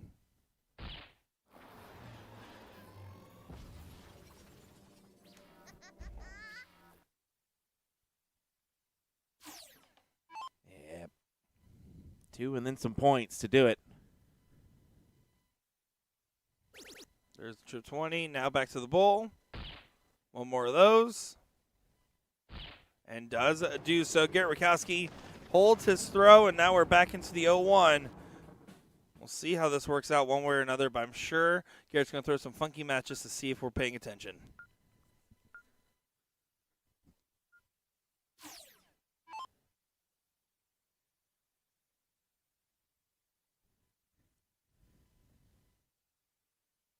Daryl gets throw here.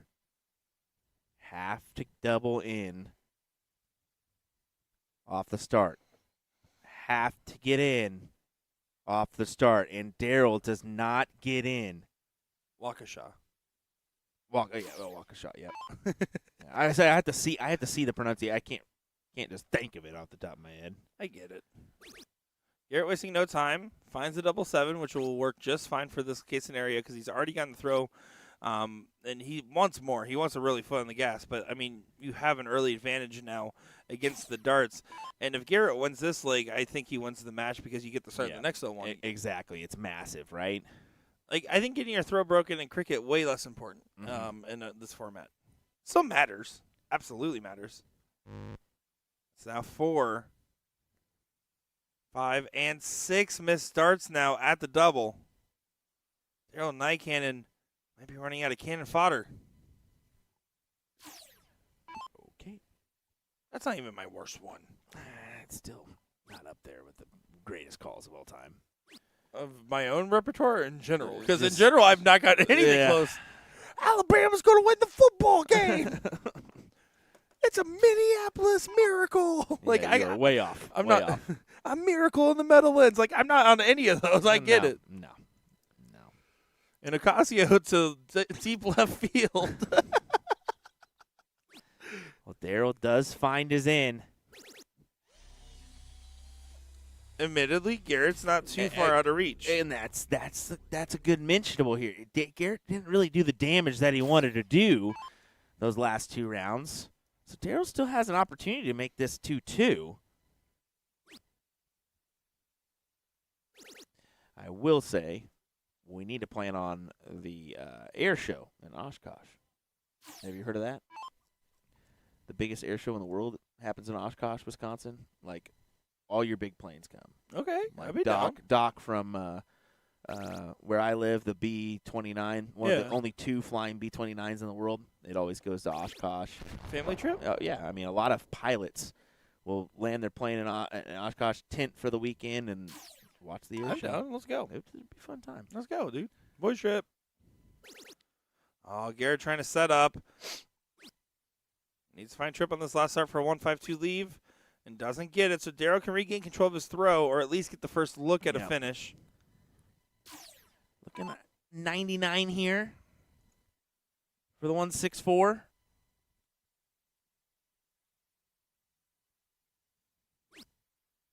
Needs to find a trip. Needs to switch off the 20. Good play there. And finds the 19 for a 1-2-6 setup. Great play there from Nycannon. Yep. And it leaves a 4 mark for the double bull, right? So if you're Garrett, bring this down as low as you can go. Low as you can go. Stays. And hammers in another one. 52. Solid leave. Adds pressure to this throw for Darryl. We have not seen a single person shoot 19s at 126 this weekend. He's Every going single to. one has shot 20s. Darryl will. He Darryl should. will. He I has expect to. it. Has to. Darryl, 19s. 4 of them. Well, he tried. That was the right idea. It hit a 3, but it tried. Yeah. This is the moment, though, in the match. Garrett Wachowski takes 52 out. If he does, pole position for this finals win. Yeah, and as you said, gets the start in this next leg. So, big moment. 12 for tops or 20 for 32. He's going to opt for the 20 route. Makes sense. Especially going bull on 57 earlier. Makes Whatever. sense. We'll never let that one go. No, never. Especially with 2 darts. If you have 3 darts in your hand and want to do something crazy in singles, Cool. fine. Yep. Because then you can go 3 for double 2. We'll never let that go, Garrett. But here we go. Garrett will try not to let go of this lead and get this done right here, right now. Never going to let you down. Never going to give you up. I'm going to go around. Never going to let you forget about that 57 shot. All righty, in first dart for Garrett. Does exactly what he needs to do. Get in first or second dart.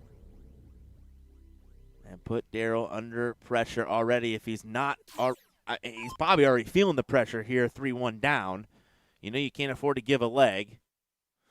Yeah, this is definitely a not ideal position. And Darryl struggled on the end in the last leg. This time does get on dart too.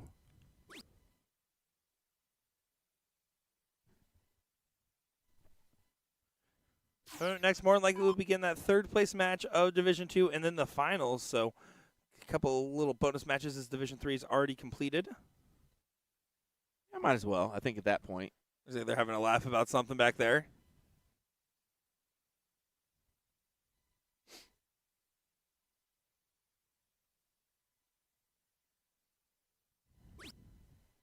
He loves it when his darts find a bottom side like that. Not as much when they both find it. But there you go. Is able to finally guide that dart up for a trip.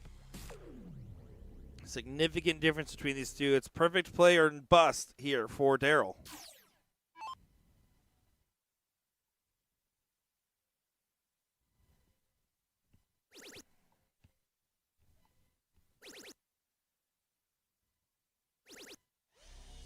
Not bad. Not bad.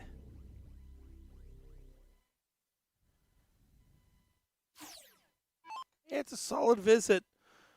Helps get things closer to even considering the circumstance. Garrett Shortham's the first. He's usually good at correcting. He does correct, but it still clicks below the wire. And still is a last start trip. It's just enough of an opening here that Darryl's not out of this match yet. 318 and 6 darts is still the question. After that, you need favors from Garrett. And Garrett, as nice as he is, doesn't like giving them out too often. Won't be in 6.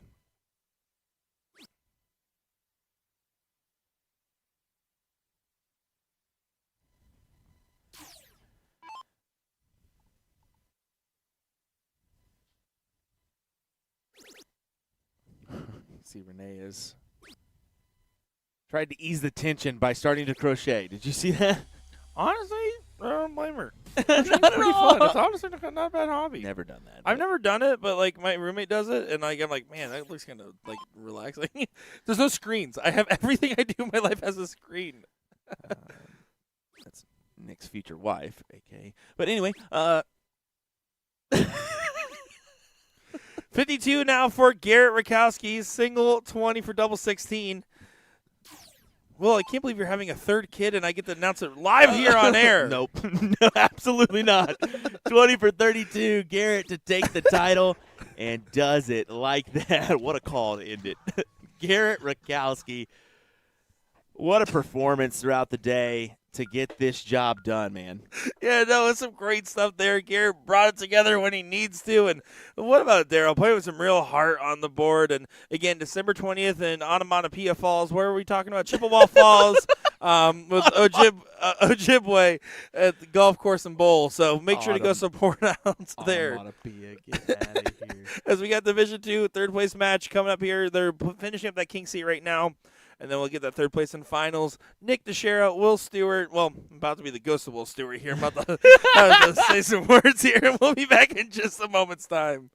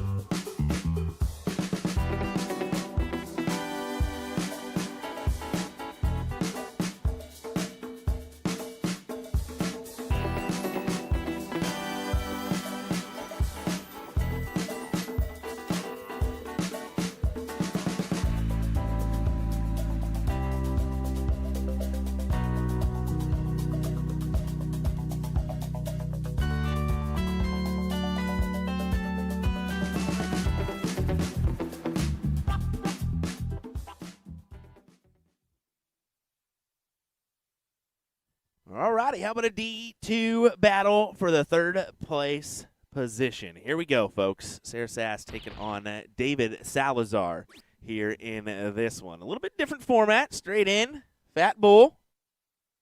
As I will need to go ahead and do that one. There we go. Whoopsies. Nice. 2 times it did that today. That's okay. I remember my first I can't roast you. You can't even All remember right. the words you're saying right now, so just keep it shut here, brother. You've done it. You've done it. Yeah, looking forward to seeing this matchup here, David versus Sarah. Sarah, again, we talked about her, and she played really well in her mixed trips match where at the end she was near perfect on the bowls, but it fell short otherwise.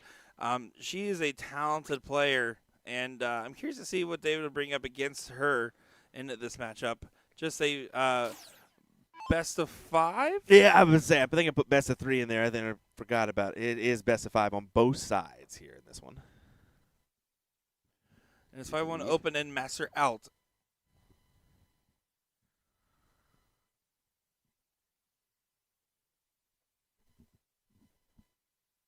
Yeah, I don't know how you operate that Mac, man. Not well, clearly. Third place in this match, so whoever loses will get 300 bones for their final paycheck of the weekend. Second place, $450. First place, $600.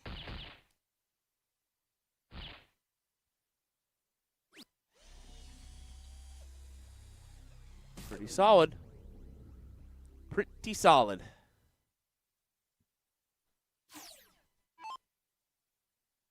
And will David be able to leave the first look at a finish here?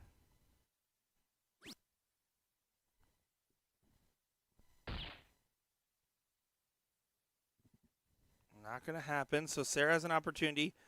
2 bowls will do it. 1 bowl and 2 decent fallouts could potentially do it as well. But not with that fallout. Got to find 1 more bowl now. and doesn't get it. So opportunity hand back over to David. Yeah, big round here. A little twirl there from David as well, if you see that. Yeah, a little bit of swirl in the pot. Does collect on a solid low ton there. Sets up at 119.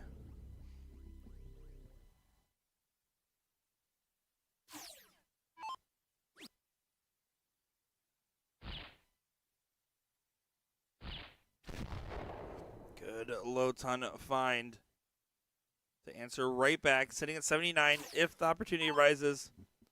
Bull 19 bull should be the shot here. A lot of misses that you can have on this first start going for the bull that would still enable you to have a check and master out. 19.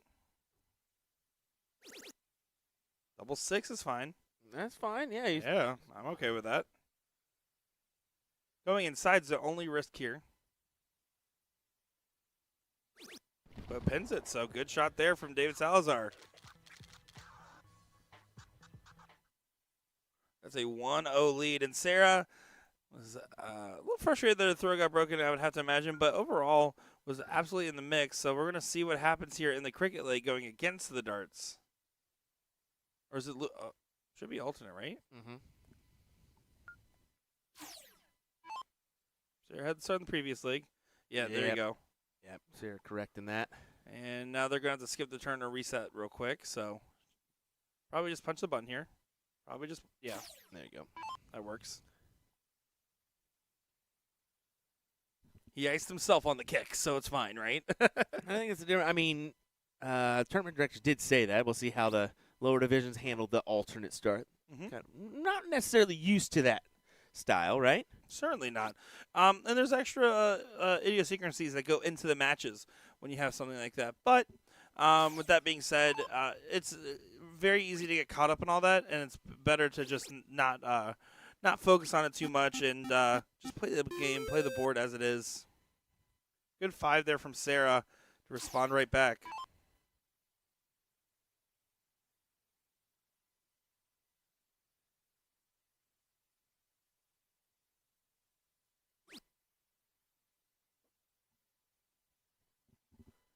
And there, ice cold from David.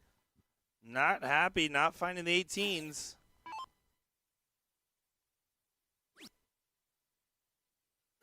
There's a Sarah. She just works her way around the board. Big 7 there. A little fist pump as well.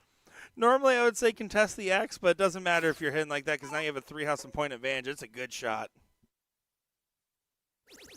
Little ripcord pull there.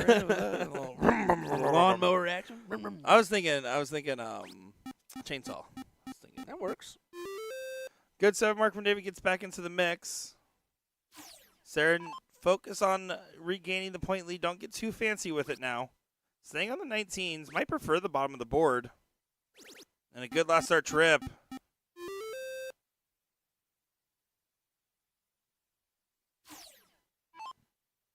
Excellent. 154 plays 108.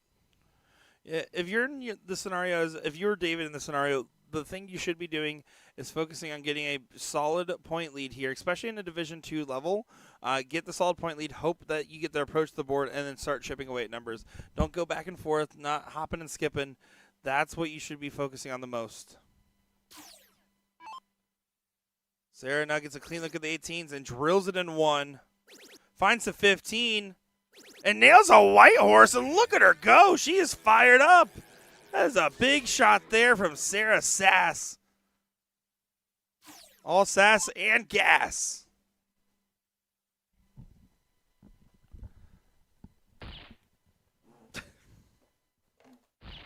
Go to bed. You're done.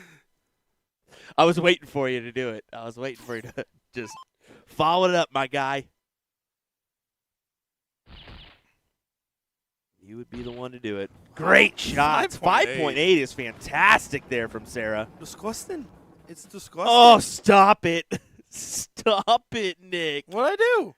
It's disgusting. Well, it's 1-1, not 2-0. Yeah. Yeah. Sorry. Yeah, stop it. It's disgusting. I get it. That call just. Have you ever seen that video? Yes, I've seen the video, Nick. Who I think took everybody. it? I think The everybody's toilet. seen the video. I think Bloody everybody has seen it. disgusting. Yeah. Randy bringing out a good point about Sarah's overall dart throw here. Yeah, fantastic dart throw. Just not in that very moment as she No. chose to start 19s and opens up wide, but this is just the inverse of what we saw the other way around. Stroke was still good, but just not the dart she wanted. Yeah, ever since meeting her at the New York Regional on the 38th tour, I instantly became a fan of her darts and what she can do. Although right now, David goes in, not wasting any time, and finds a 7 mark. Again, pretty much the opposite of what we just saw in the last leg. But she's going to go ahead and drill deep here. She likes the bottom of the board. Converts on a 4 mark.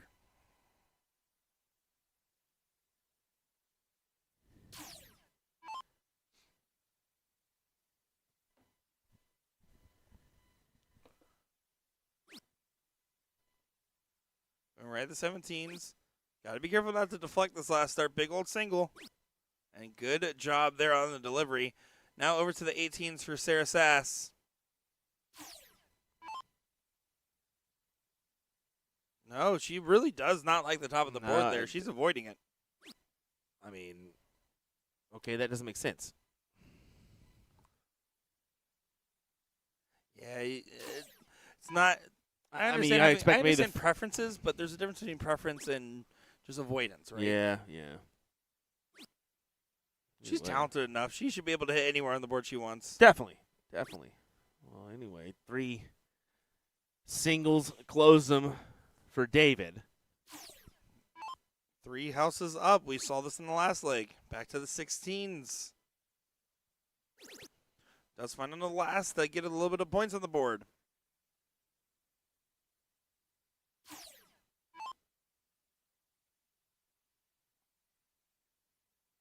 See the shutdown starting in the background here. As this match and then the finals is all that's left. Yep. It is a little quiet out there. No I'm on doubt it. about it. Well, don't, Nick. Don't. You realize For as the soon love as of you God, said don't. it.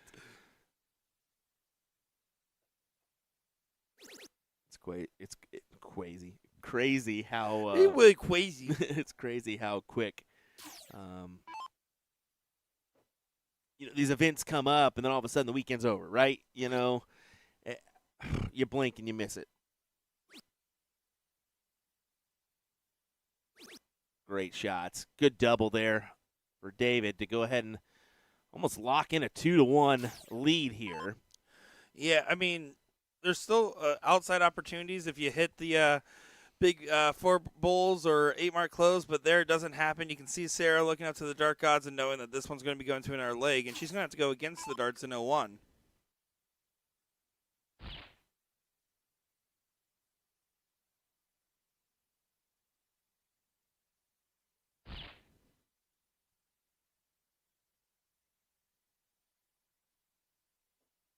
Yeah, all you can do, Sarah, is try to add a dart by getting 4 bulls.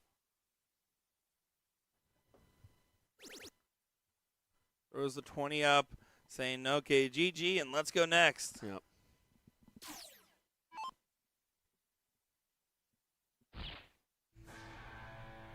See a little fist bump there from David, who is fired up. Yeah, 379, not a bad PR there.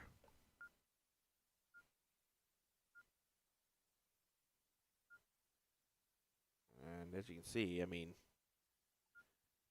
he will get the throw here in this leg. So, big break for David in that previous leg.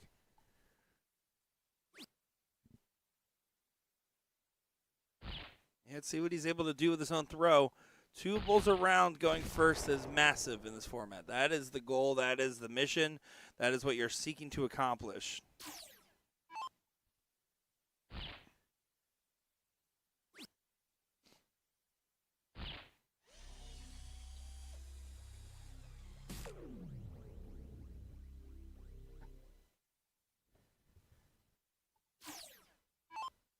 Neck and neck.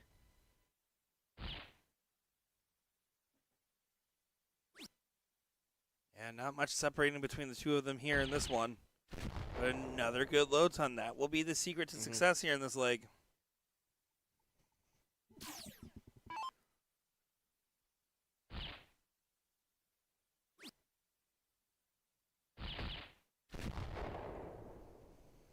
And a good answer right back from Miss Sass. I mean, 2 bulls a turn here. D2, 2 bulls a turn, right? All I want is for Sarah to hit like a really good round in her celebration to be like a little finger snap, because like sassy, like get a little sassy with it.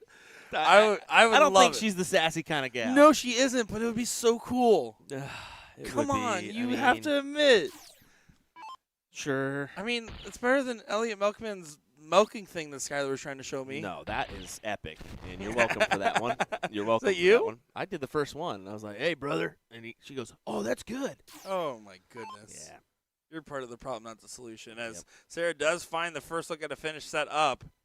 It's a big one, but it's doable. Especially Master Out's a little bit better because you can start the bull there rather than finish on it. I like it a lot more that way. I was kind of looking at David, though. If he was able to muster in another 2-bull turn, he would kind of swing it his way a little bit more.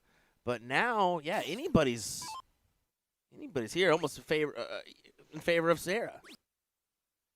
Oh, no. Yeah, see, this is why I think you have to start the bull in a Master Out format. That first dart, or that second dart, too. You can see she moved away down to the 19s because that dart was blocking. Yeah, it was. Wow. Big time moments here. Bull 51 for tops. Bull, trip 13, set it up. That works, too. This is not. If you trust the setup job here, I mean, she can take out bull tops. She certainly can. She debatably needs to. You don't want it to come down to match darts at 71. Needs to find one bull. Can't find none. Laughing it off. But it doesn't feel very fun, I would have to imagine. Debating about the route here. Couple different ways you can go about this. I don't like bull first on this shot nearly as much. I do like a trip 7, trip 19 wire kind of shot.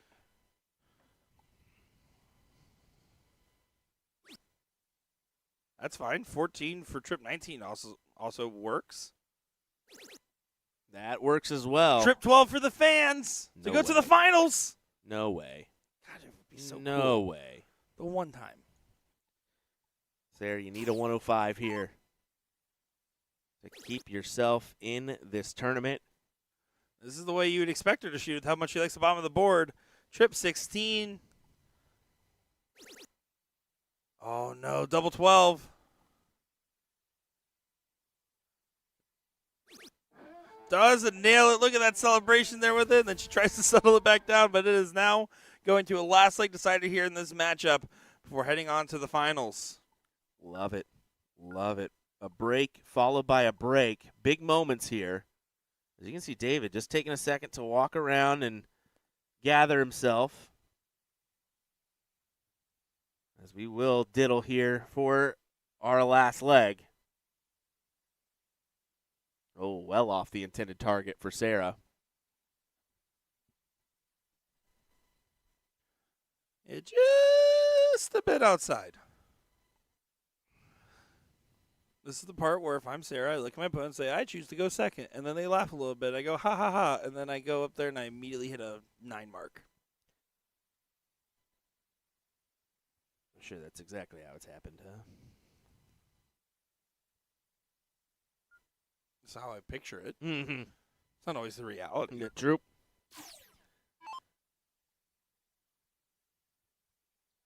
So here we go. David Salazar will get the start.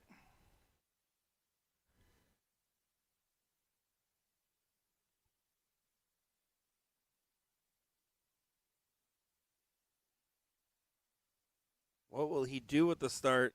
Need to close something.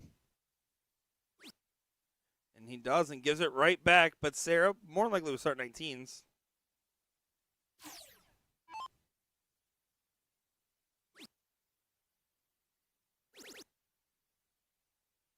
Oh, swings up and almost nails the 20. But it was such a good start to start there.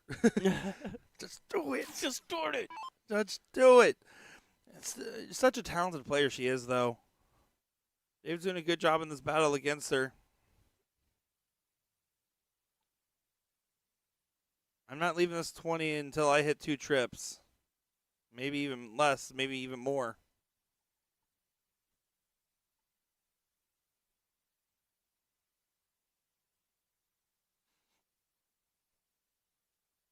Starting to get nervier. Darts are going wider. Yep. It's the worst kind of white horse, one that doesn't make any noise.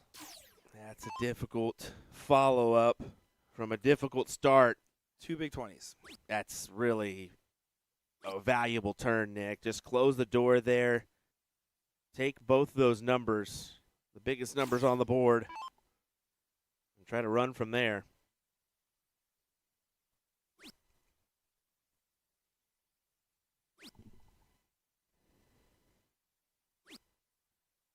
And there you see Mr. Devious get his first close in at this leg. If I'm Sarah, I can continue to walk along. That's exactly what she's going to do. Wow. What a good shot. Honestly, she went back to the 15. I wish she just would have kept moving along to the 16, following the momentum. That's me being picky. It's a great shot. Yeah, I'll take that all day. And David just really struggling here at a time where he needs it the most.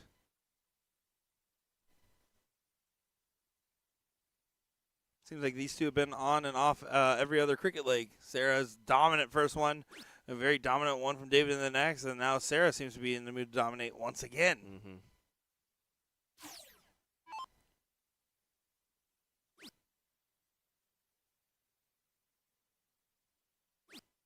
At this point, Sarah could throw 3 singles a couple times and be fine.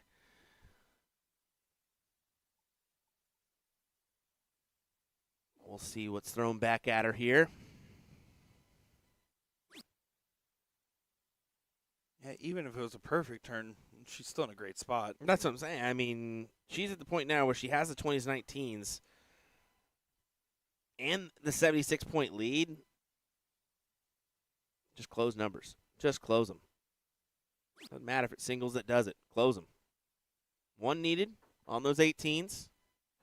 Yeah, just go ahead and bink that and move along. Need big single. Not going to happen. There's the frustration and the opening here.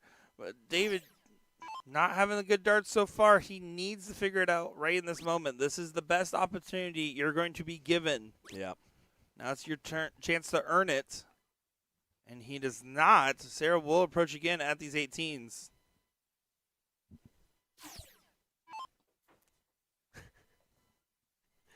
The saloon doors are getting everybody this weekend. It's so hilarious. The fake saloon doors. They're saloon doors, it wouldn't be a problem.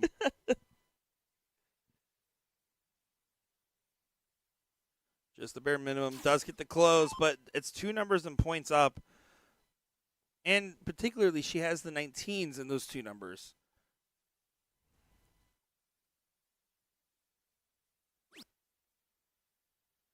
Sarah had a first-round bye and lost to our current seat holder, by the way, in the second round, 3-0. Wow. And then fought all the way back here in this run.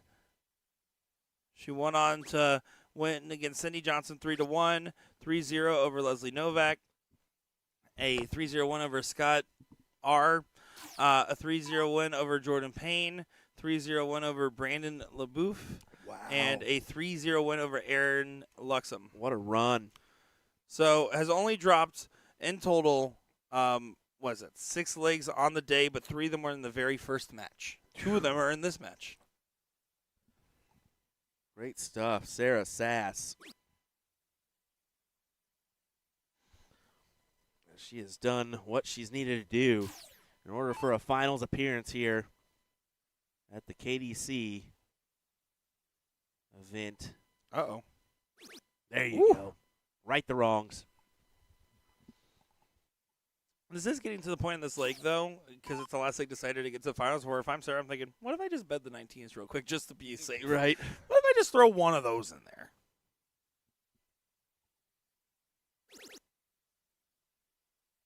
Not a bad idea now.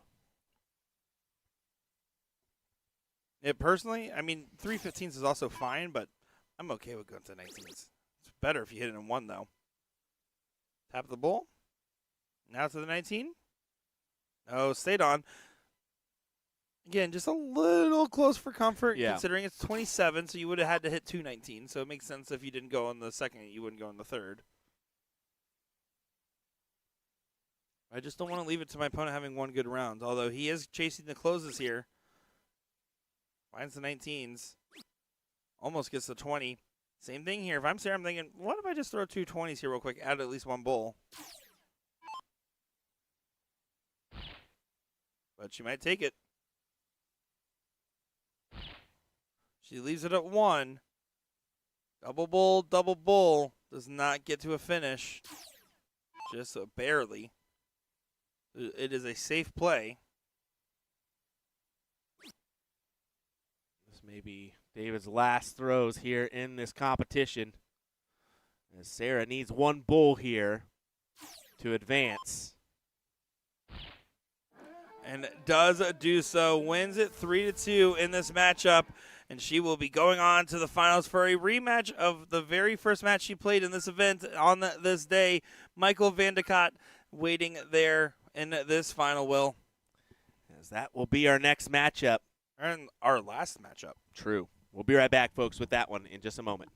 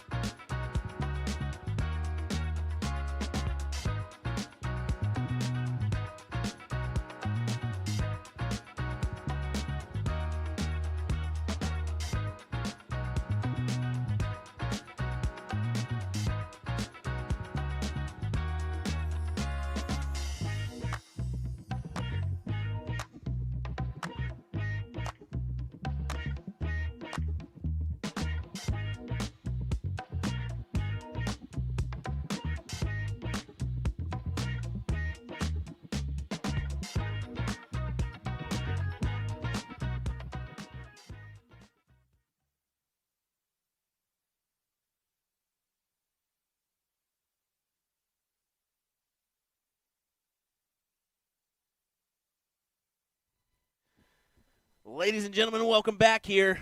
We've got a finals. Sarah Sass takes on Michael Vandekot. Vandekot, I asked him. There we go. Straight from the Netherlands. No, I'm just kidding. I don't know on that one. So. But you got to assume, right?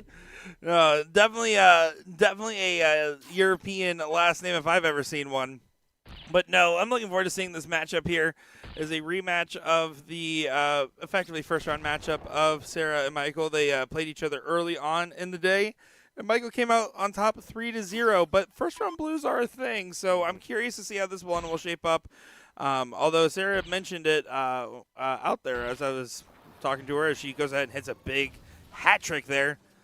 She said that she feels like her arm's starting to run out of gas, and I said, well, I don't believe that's true considering how that first cricket league went in that third-place match. We'll see. I mean, Michael's obviously been playing well. That shows you right there that he's been playing well. Yeah, hat trick answers hat trick. An awkward fist bump answers awkward fist bump. Yep. Oh, they're firing. Good shot there. Low ton there to get to a finish. I think you got to fill this up once again. Put some pressure on the 1-2-3. Now you have to just try to find 2 to get to 1-3-2, and now trip 20. Yeah, Bull doesn't even finish. Trip 20 does in a master out format.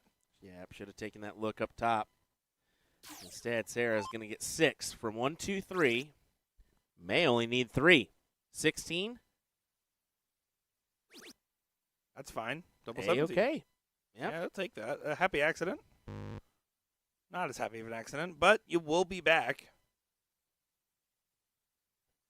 The real bold move on that last start is to go single 3 to tee up. You set up the split for 3 clear.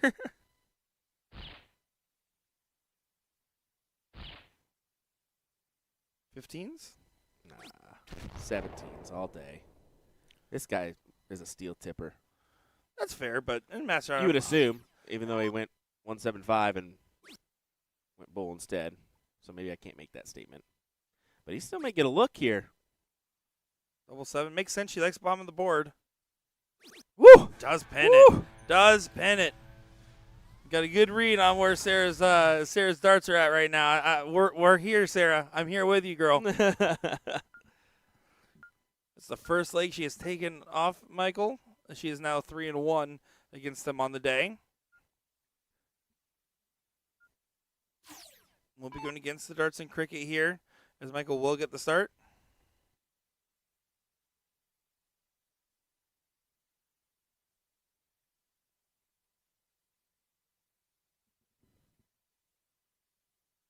Well. That is not what was drafted up on the plan there. Okay, we have to say it. What is this? This is our last stream of the day, isn't it? Oh yeah, no. This is going to be what's now renamed to the Will Stewart Triples Effect. We're going to be going to a last leg decider in this set, and then a last leg decider in the last set. You guys are curious of how that is true or not true? I'm telling you, it's true. Just watch every single stream that we ever do. The last one of the weekend is guaranteed to go the distance.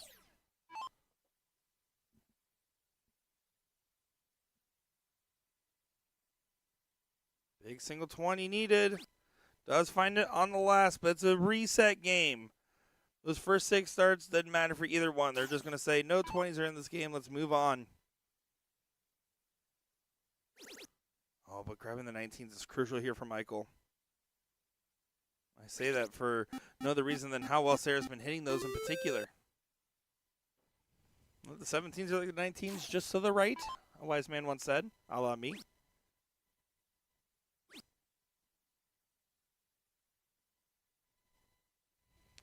Moments here for Michael. Definitely so.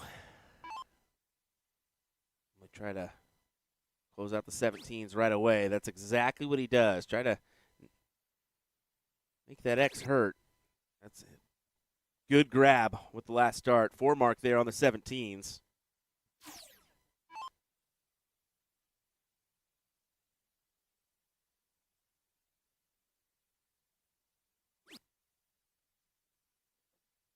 can see the frustrations continuing for Sarah, who is just not getting it going in this leg. Like I said, she said her arm is feeling like it's out of gas, but then that first leg was just fine. So I think it's more of the mental fatigue starting to play a factor there. She has the dart. She has the game. She's clearly proven that. Mm-hmm.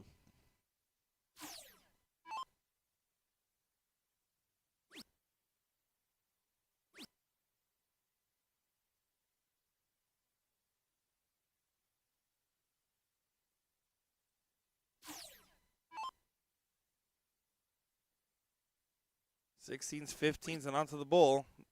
Good mark. All over the wire. Stays true with all three hugging it. Yeah, A-okay. Yeah, this is effectively already 1-1. Yes, I was just getting to that. I mean, same factor that I said about Sarah in the last one, where you can essentially just single the rest of the way and get this leg. And Sarah will have to start, but let's be completely transparent. Because she's a 19 shooter, it's not like she has to start really. Yeah, I mean, it kind of stinks when you don't have that confidence on the 20s that you should have.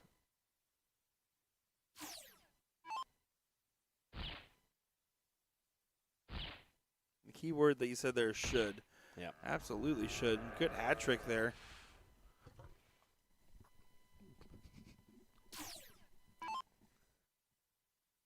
Three bulls. One more. Does get it. 1-1 in this matchup, and might go with a little bit of a fist pump.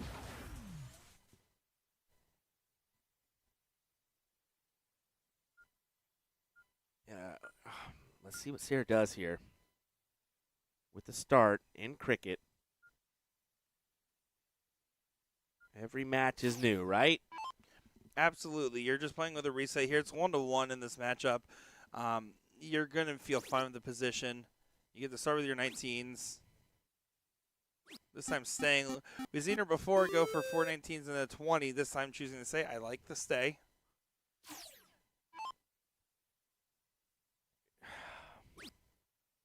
Well, it's just so different. When you start off on those 19s, you just never know what's going to really happen, right? She gets away, though. Only the 2 mark there on the 20s. And the 1 on the 18.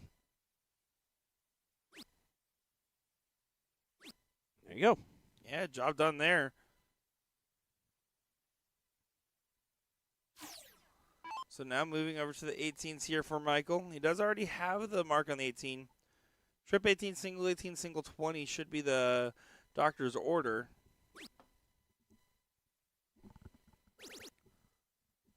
Mine's 4. It's not a bad shot. I'm Sarah. I'm probably adding a couple more points before shooting this 18. Mm-hmm. Taking a look. Okay. I was kind of thinking you just hammer the points there and make a statement. That's what I would have done. But if you have a trip 18 in your back pocket, True. shoot it. True.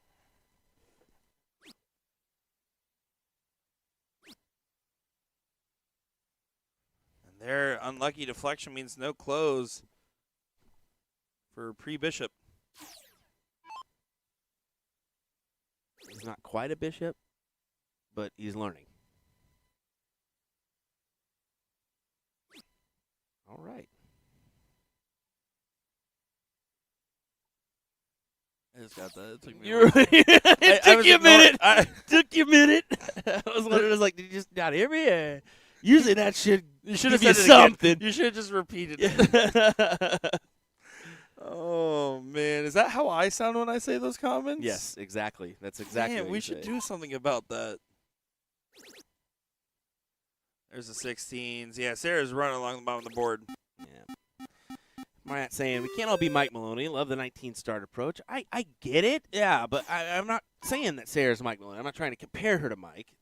I'm just saying that you start like that on the 19s. Well, if he throws in a 9 mark and hits 6 on the 20s and then a trip 19, well, what did you really do? Well, you know? I'll put it like this, though. I'll hard disagree there. Unless there's a physical ailment that prevents the motion of your arm from going up and extending to the 20s and 18s consistently, and I'm not aware of one with Sarah. the thing is, you're mathematically hurting yourself. It's not about being Mike Maloney and going up there with the expectation of hitting a big open on the 20s. The idea is that you're literally just losing the math game by not taking advantage fully of your own start. That's the problem. And occasionally you will start 19s. Occasionally you need a cover shot. Occasionally you need to mix something up. But we can see with how well she plays the bottom of the board and the bulls that she has the confidence. You need to find that same confidence at the top of the board because she's an excellent player that can continue to improve on her excellence. And that's what we're saying. Is that about right? Yeah. All right, cool. Also, occasionally, Will may go bulls round 3, just because. That is true. Will also notably did not get first place in his event. True. I'm just kidding. Just kidding. I'm just kidding. I didn't get first place in any event yet this weekend. In his life. Sarah needs just the one here to make this 2-1. Go ahead and get rid of it.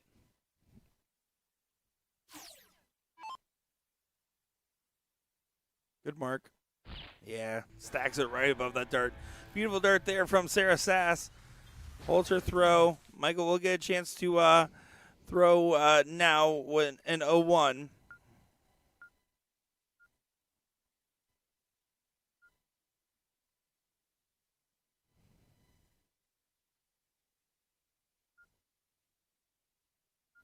So here we go.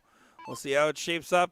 See the fist bump between the competitors. You see the dart hall winding down more and more as this is the final match of the day. Yeah, not a lot of people in the hall. There's people, as you can see, doing the dirty work to make sure everything gets out of the hall today. Takes a lot to set up these tournaments and run them right. So big shout out once again to Midwest Novelty for having us out to stream this event. Big shout out to just having the event in general. Yeah, it's always a pleasure to be at events and to be out here for a second year, my first year. It's really cool to see because this is definitely a must-go-to event. I love the vibes, I love the community, love the culture, and if you're anywhere near the area or within driving distance or want to take a quick flight, highly recommend.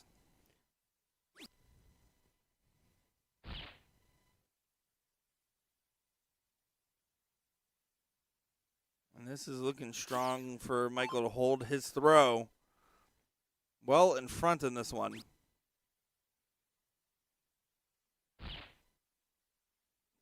They just got a pizza delivered. What is going on? Hey, where's mine?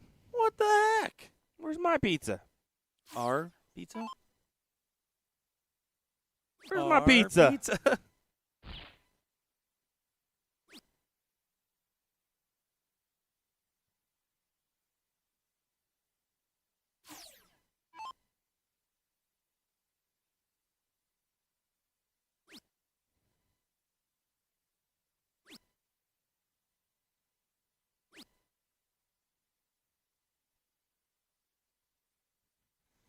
And there, 169, not a finish. So Sarah can try to get back into it.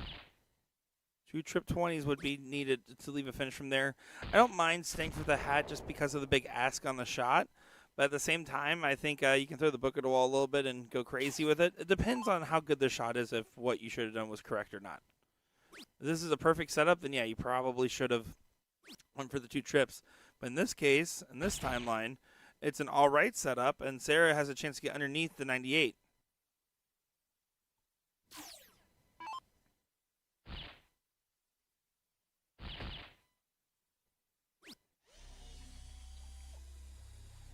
Well, pressure's on here. 50 for 48.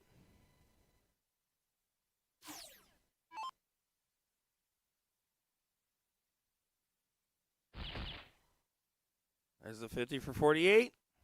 There's the 8, double 20. Not quite. 101 to send this to a second set.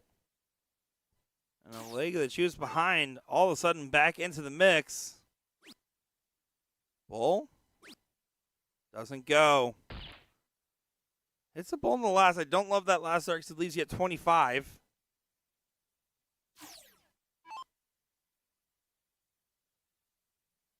Stu's saying it's in the oven, referring to the pizza.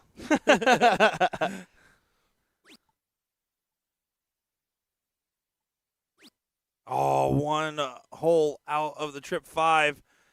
But Sarah has to clean up this 25 that she left herself.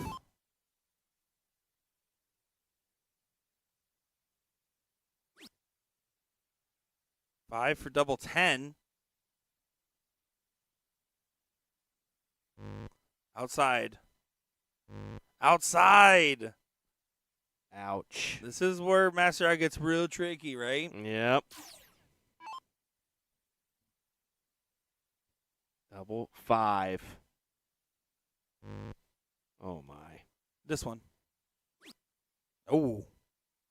Cannot go now. Sarah to try to grab this first set. Double 10.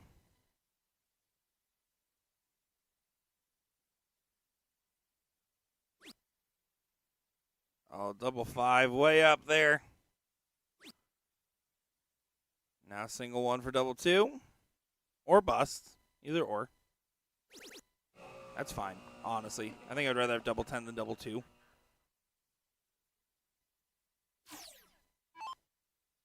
Now Michael with a chance to save the set. Give himself to match point.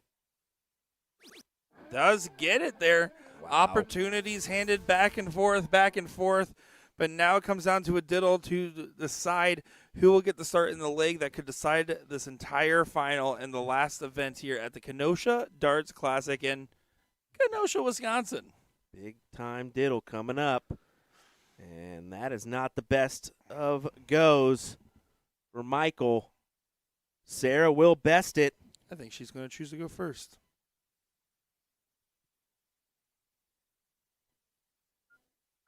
She will start this final leg of cricket here. It all comes down to this. Will Sarah get the win and we move on to another set? Or will Michael get the win and we go ahead and get packed up and go get some cheese at the Cheese Castle? I guarantee you they're closed. It's not close. As he panics and looks at his phone, uh-oh. We may have a problem since it's Sunday. Cows still make cheese on Sunday. Not Mars Cheese Castle. It's open. Till when? Till 7 p.m. Ooh. I'm 6 minutes away. 6 minutes is an eternity when you got an 11-hour drive ahead of you. Back to the match here. Sarah on the 19s. Needs to maximize the opportunities, and that simply will not do. See what Michael does on this throw. If he tries to attack these 19s, it looks like it. And he hammers it. Yeah, this is looking good. Back to the 20s. Does go to the switchback. I love it because that 17 was not in an inviting position. Sarah now going to try to contest that mark on the 17s. One trip. Not found. So now it's two 17s and then on to the 18s here.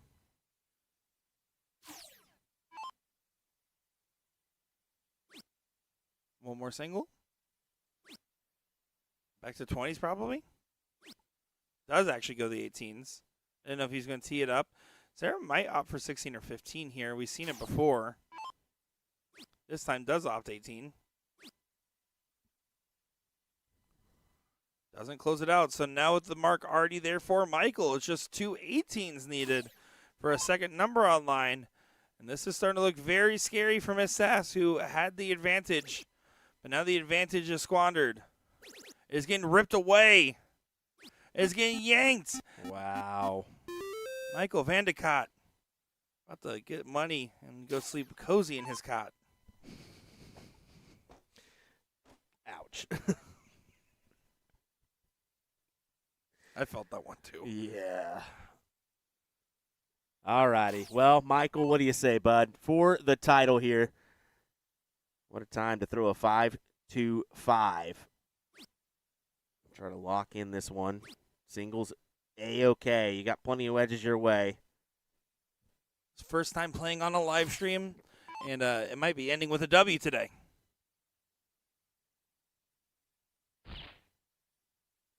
Three bowls away from your singles title here, Michael. Deep breath. It is your moment to take.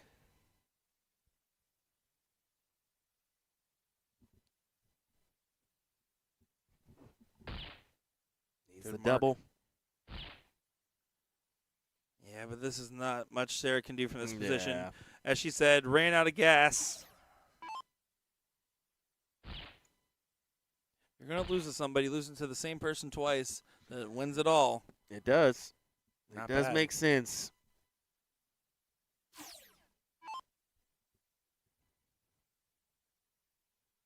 Michael Vandekot is your champion here of the Division II singles. You can see Sarah quick to give a handshake, and Michael grinning ear to ear, as that will do it for us here in our coverage at the Kenosha Darts Classic, Will. Yes, it will, folks. Wow. What a weekend. What an event. Let's give a big shout out to our sponsors here. Midwest Novelty, the Bull's Eye at Kenosha. We got Darts, Maximum Precision Design and Anticipation Sports Bar for their support this weekend. It's been a good one. It's been a great one, and I hope you guys enjoyed it as much as we did. We will be back on the road here pretty soon. We got a couple BullShooter stops left on our calendar this year. We got the EDC Finals still on our calendar this year. Yeah, we got remaining CSC matches, so reminder on that one CSC tomorrow matches. night and Wednesday. But next live event for us will be the Seacoast Open. There in Boston area. It's actually in Manchester, New Hampshire. I love it. So look forward to that one here in a couple weeks. We'll see you there, folks. Thanks for tuning in. We appreciate it. Been a fun weekend. Bye-bye.